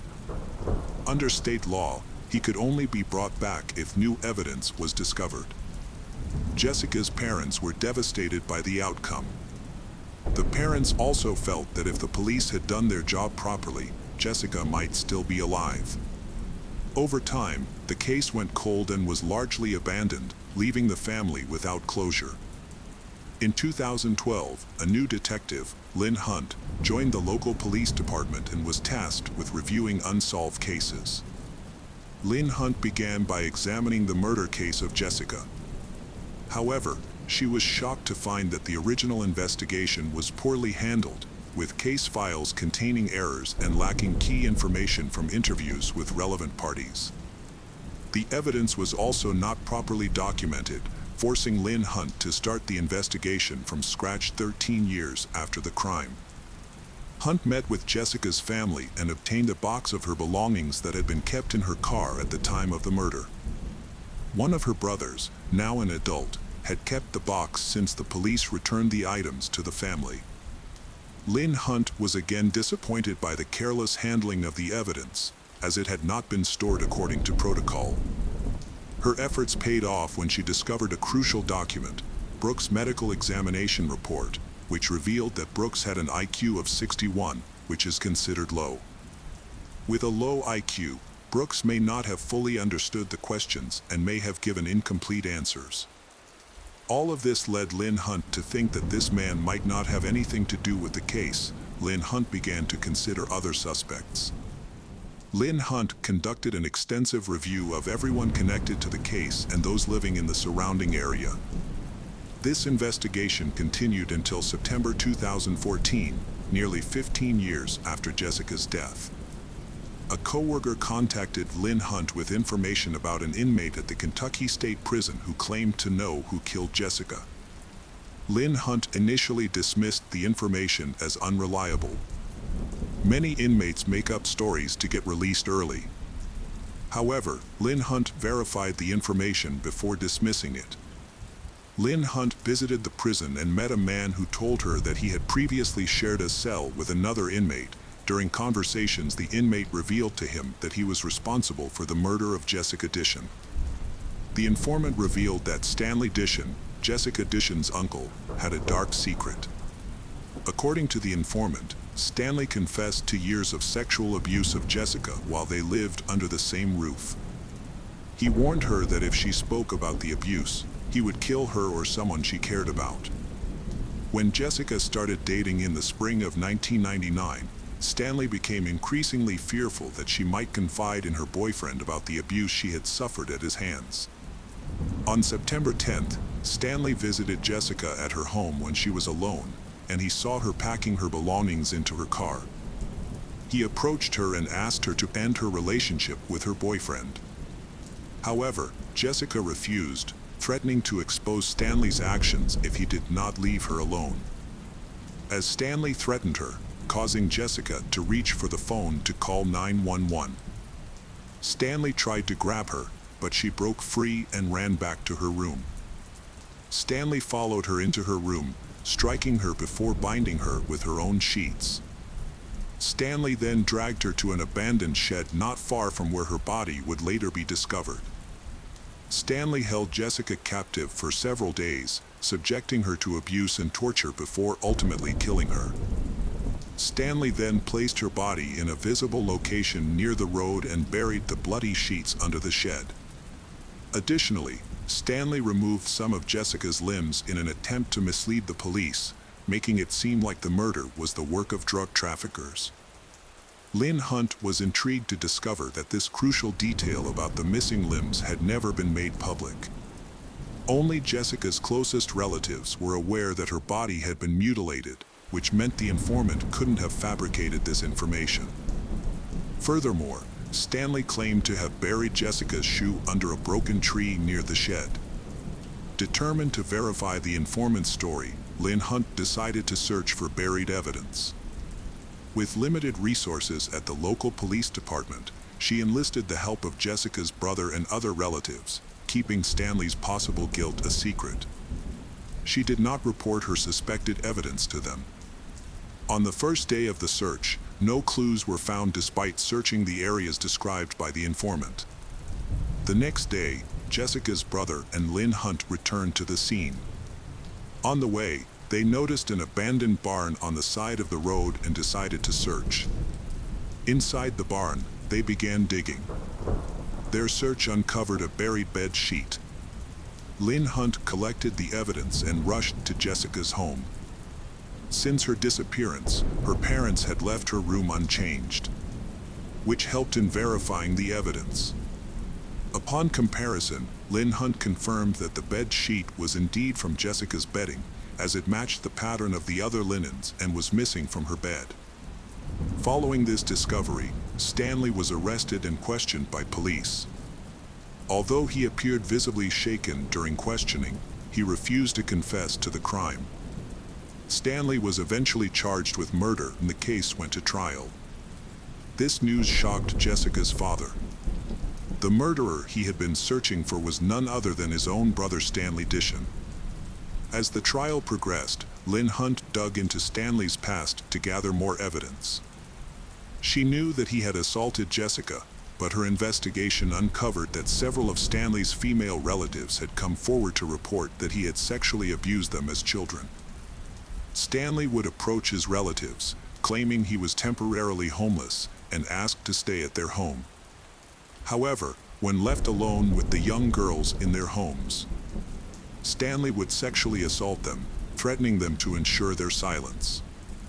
Based on multiple similar accounts, police deduced that Stanley had been engaging in this behavior for approximately 3 decades.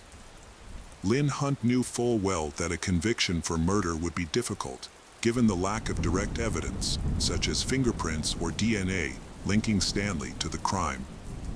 Undeterred, Lynn Hunt continued her investigation and stumbled upon a box of old case files that had not been examined before.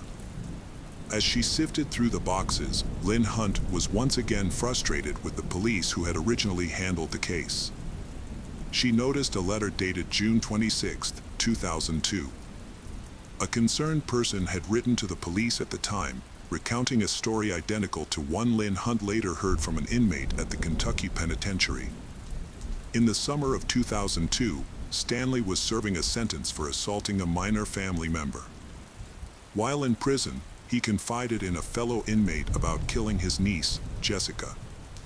Unbeknownst to Stanley, his fellow inmate was a police informant who soon wrote a detailed letter to the police investigating the case, exposing the horrific events surrounding Jessica's death. However, police believed Brooks was the prime suspect at the time, causing them to ignore other potential leads. This inaction left Lynn Hunt deeply frustrated, becoming frustrated with the lack of professionalism of his colleagues. If the police had done their job properly, this case could have been solved in 2002. After all these years, Lynn Hunt could only hope that Stanley would finally face justice for his actions at the upcoming trial. The process began in 2015 when Stanley appeared in court, pleading not guilty. Jessica's parents were furious. The prosecution believed that a guilty verdict on the murder charges would be difficult due to a lack of evidence.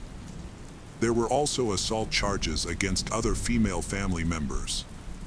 The prosecution would need these family members to testify in court, sharing explicit details about Stanley's actions against them. Given these challenges, the prosecution decided to offer Stanley a plea deal. In exchange for dropping the death penalty, Stanley would have to plead guilty to both the assaults on his relatives and Jessica's murder. Ultimately, Stanley accepted the deal and pleaded guilty. Jessica's parents, who wanted the truth, were unhappy with this arrangement, but Stanley remained silent in accordance with the terms of the plea deal. Stanley was sentenced to 20 years in prison with the possibility of parole after 15 years. Since he was 56 years old at the time of his conviction, he could be released at age 71. The case of Rowan Ford. Rowan Ford was born on April 11, 1998, in San Diego, California. Her parents divorced when she was young, and her mother, Colleen, moved with her to a small town called Stella in Missouri. Later, her mom met a man named David, and they got married. Colleen had several children from a previous marriage, and soon after their wedding, she and David had a daughter together. Altogether, Rowan had 2 sisters and 2 brothers, and they shared a very close bond. She spent a lot of time outdoors, riding her bike around town, enjoying swimming, and indulging in her passion for drawing. She also liked going to Sunday school at the local church, where she always volunteered to help other kids who had some issues with their tasks. In November 2007, when Rowan was 9 years old, she was in the 4th grade at the local elementary school. Her mom worked the night shift at a store, while her stepdad spent most of the day on the farm, which made Rowan often fend for herself, making her very independent.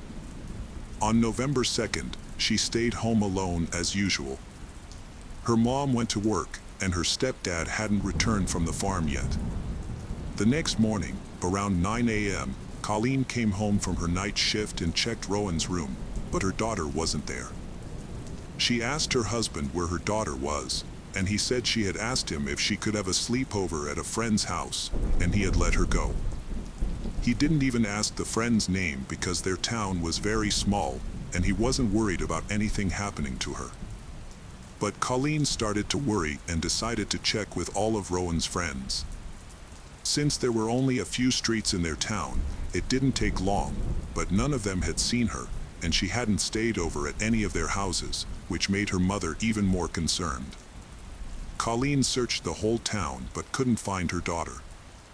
She went back home and told her husband that Rowan was nowhere to be found.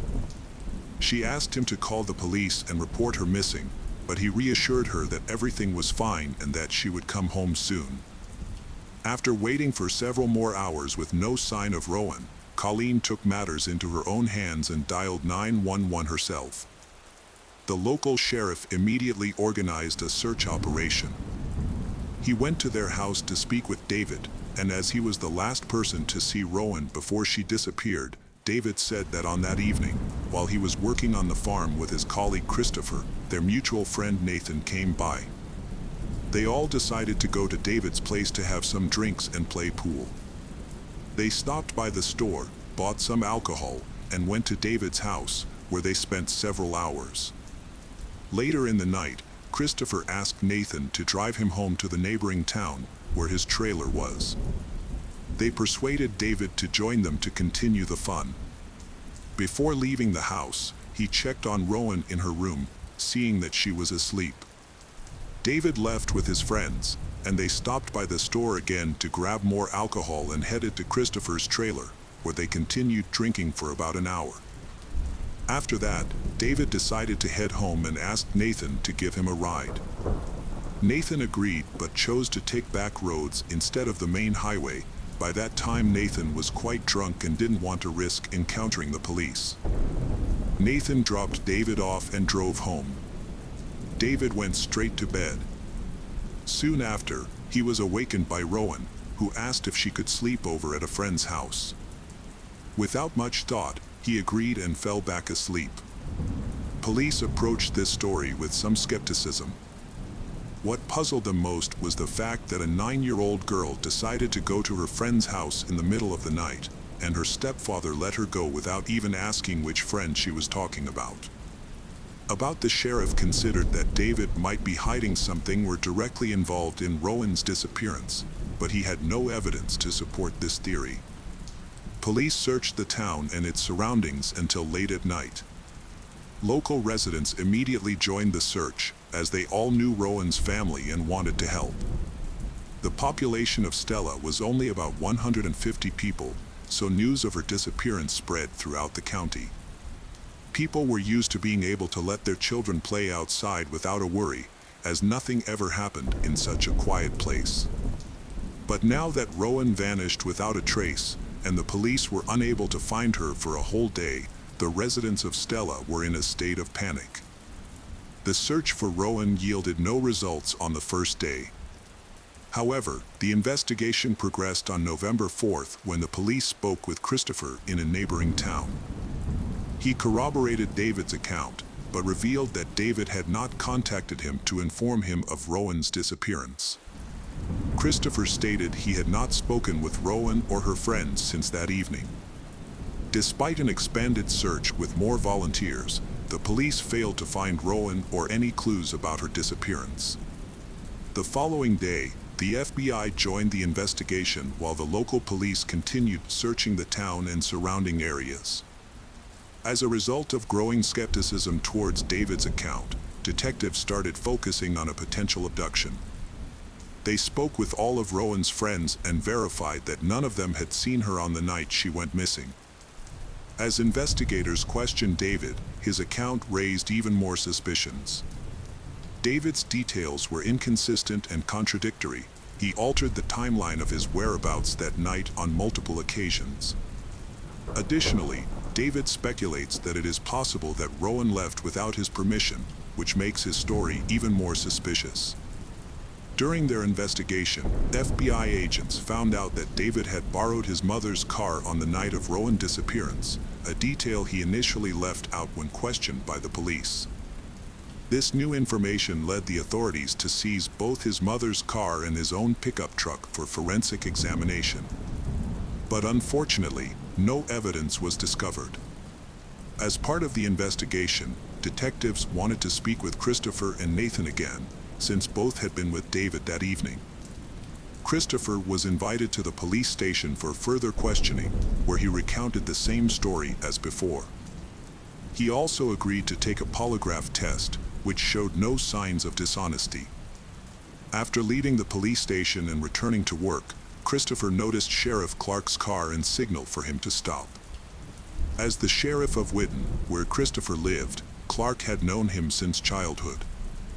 Sheriff Clark was close friends with Christopher's foster parents and was someone Christopher had always looked up to and sought advice from in times of need. Sheriff Clark met with Christopher to discuss Rowan's disappearance. Although familiar with the case, Clark hadn't been directly involved since the investigation was led by the Stella Department.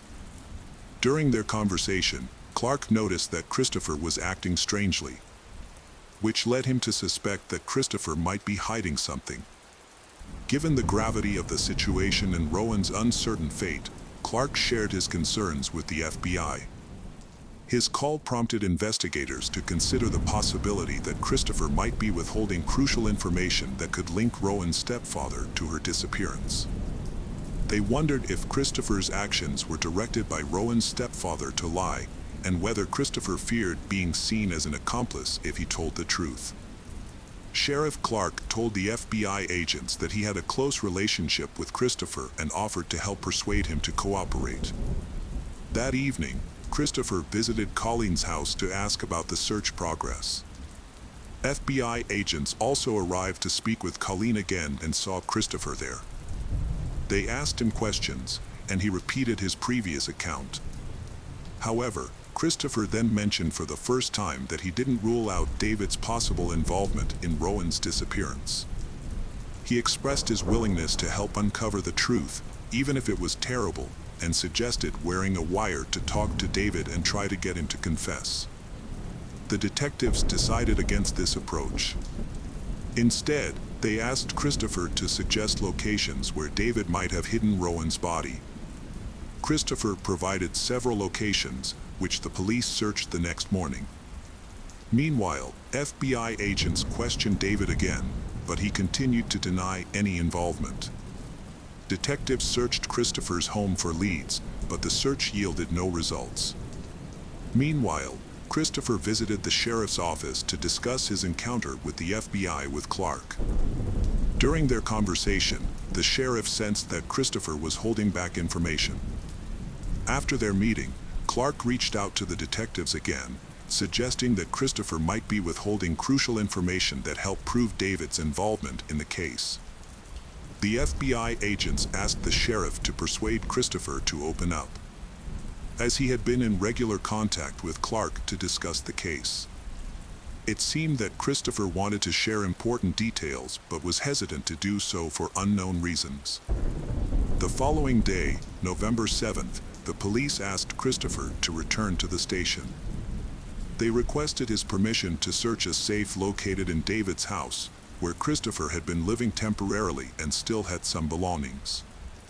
Christopher agreed to the search and also allowed the police to search his trailer and car.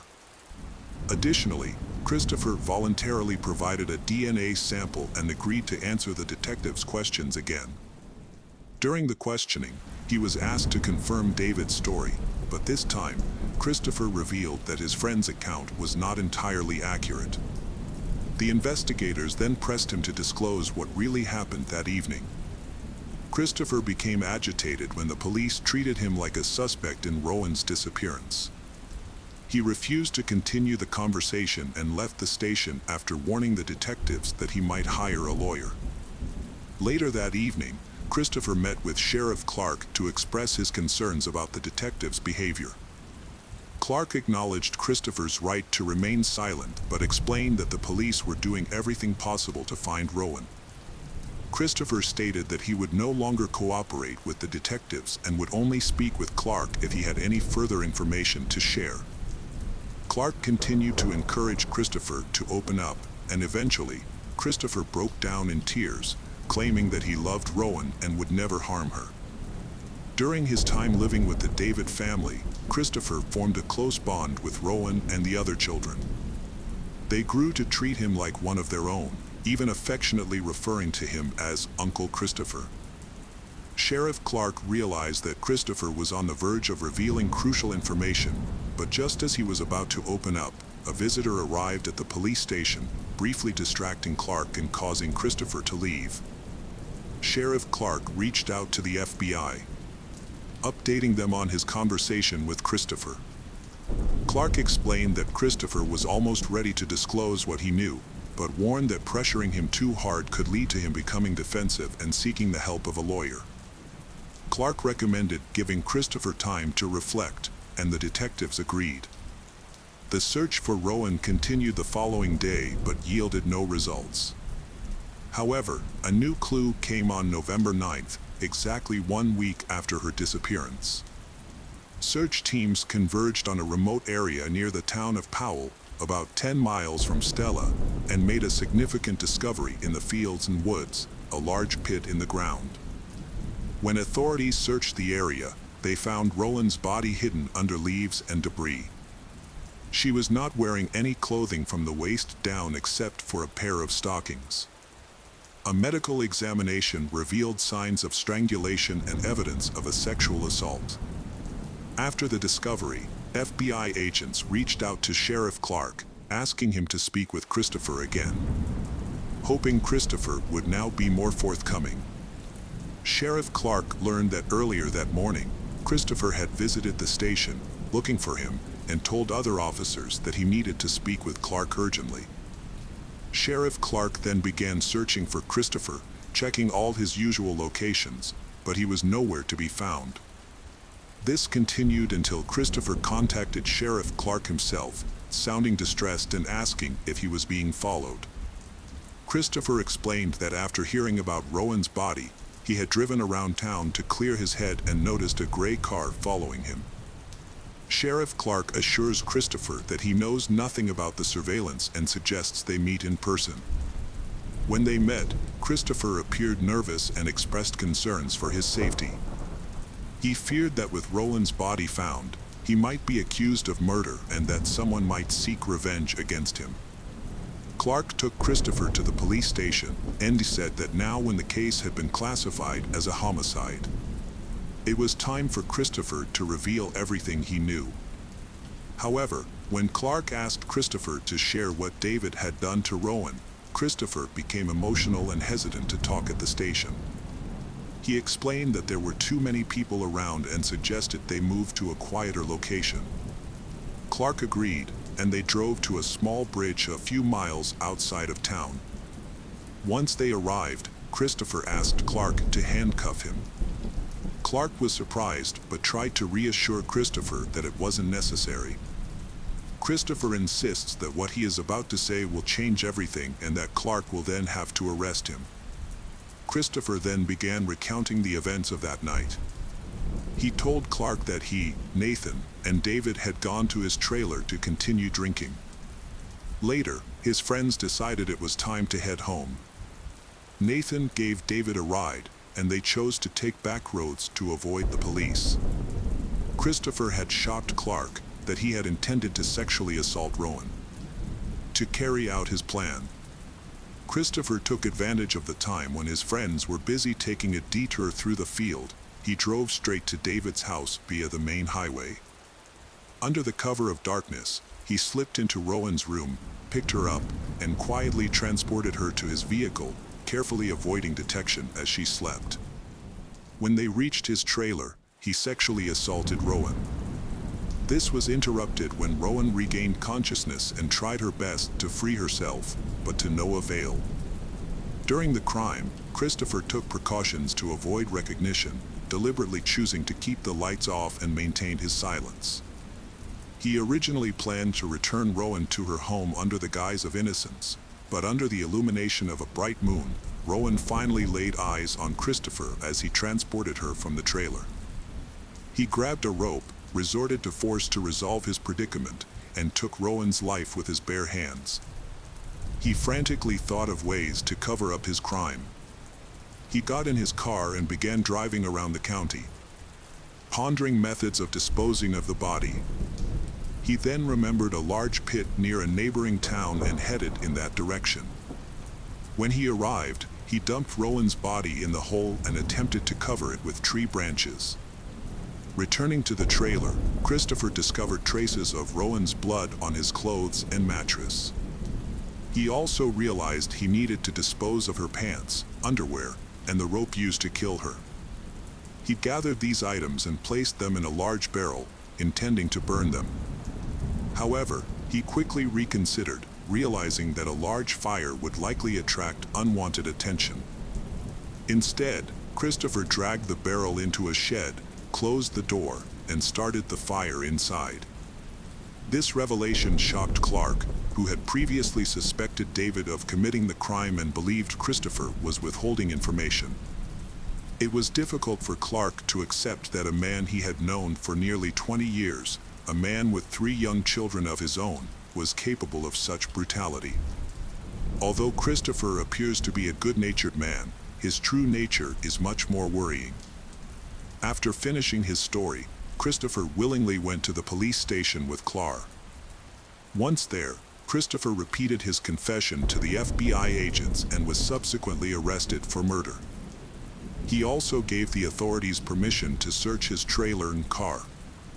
As he concluded his confession, Christopher expressed regret over his actions and stated that he had cried uncontrollably the following day. The detectives then informed David about Christopher's confession. Given David's suspicious behavior and inconsistent statements, they suspected he might be covering for his friend. However, during interrogation, David revealed a shocking new testimony. David claimed that when he found Rowan missing from her room, he suspected Christopher might have taken her. He took his mother's car and drove to Christopher's trailer. He found Rowan lying on the bed. Christopher leaned towards her. Instead of rescuing Rowan, David joined in and also sexually assaulted her. He then helped Christopher kill her and dispose of her body. David reported that during that traumatic incident, his brain went into shock, and he had no memory of the night for several days. The detectives, surprised by this new information, re-questioned Christopher to verify David's claim.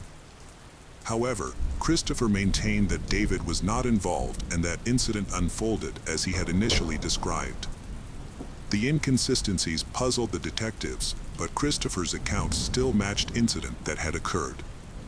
Medical examination revealed that the victim was strangled with a thin rope, a detail that only the killer would be aware of.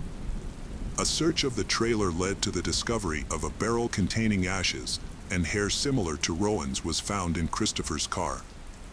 Although investigators were still uncertain about the truthfulness of each man's account, both David and Christopher made incriminating statements. As a result, David was also arrested, and the case were sent to court for further proceedings. During the trial, Christopher requested that his statements be excluded from the case, arguing that he was not aware they could be used against him and that the police had violated his rights. However, the judge rejected this request, as all of Christopher's conversations with investigators were voluntary. Christopher also attempted to present mitigating circumstances, citing his difficult childhood as a factor. He had been shuffled between biological and foster parents from a young age, which had a significant impact on him. Despite these efforts, Christopher was unable to avoid punishment. In 2012, 5 years after the murder, Christopher was sentenced to death. He appealed the sentence, but was unsuccessful. In contrast, David's situation was more complex. Although he admitted to assaulting and killing Rowan, his account conflicted with Christopher's statements, creating a significant problem. If the prosecution had charged David with murder, it could have potentially led to Christopher's conviction being overturned, allowing David to avoid accountability as well. However, due to the lack of concrete evidence, such as DNA, in fact, they were still uncertain about David's involvement. Although it was possible that David might have collaborated with Christopher in committing the crime, there was no supporting evidence for this theory. To minimize the risk of overturning Christopher's sentence, the prosecution made the difficult decision to reduce David's charges. As a result, David pleaded guilty to 2 lesser charges: child endangerment and obstruction of justice. David received an 11 years prison sentence, with a minimum of 5 years to be served. This outcome sparked widespread outrage, as many felt that if David was indeed involved in the murder, his punishment was disproportionately lenient.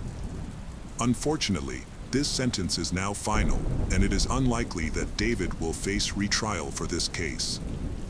Christopher remains in prison awaiting execution, but it's uncertain whether the death penalty will be carried out due to the often lengthy time between sentencing and execution, which can span decades, meaning he might spend the rest of his life in prison instead.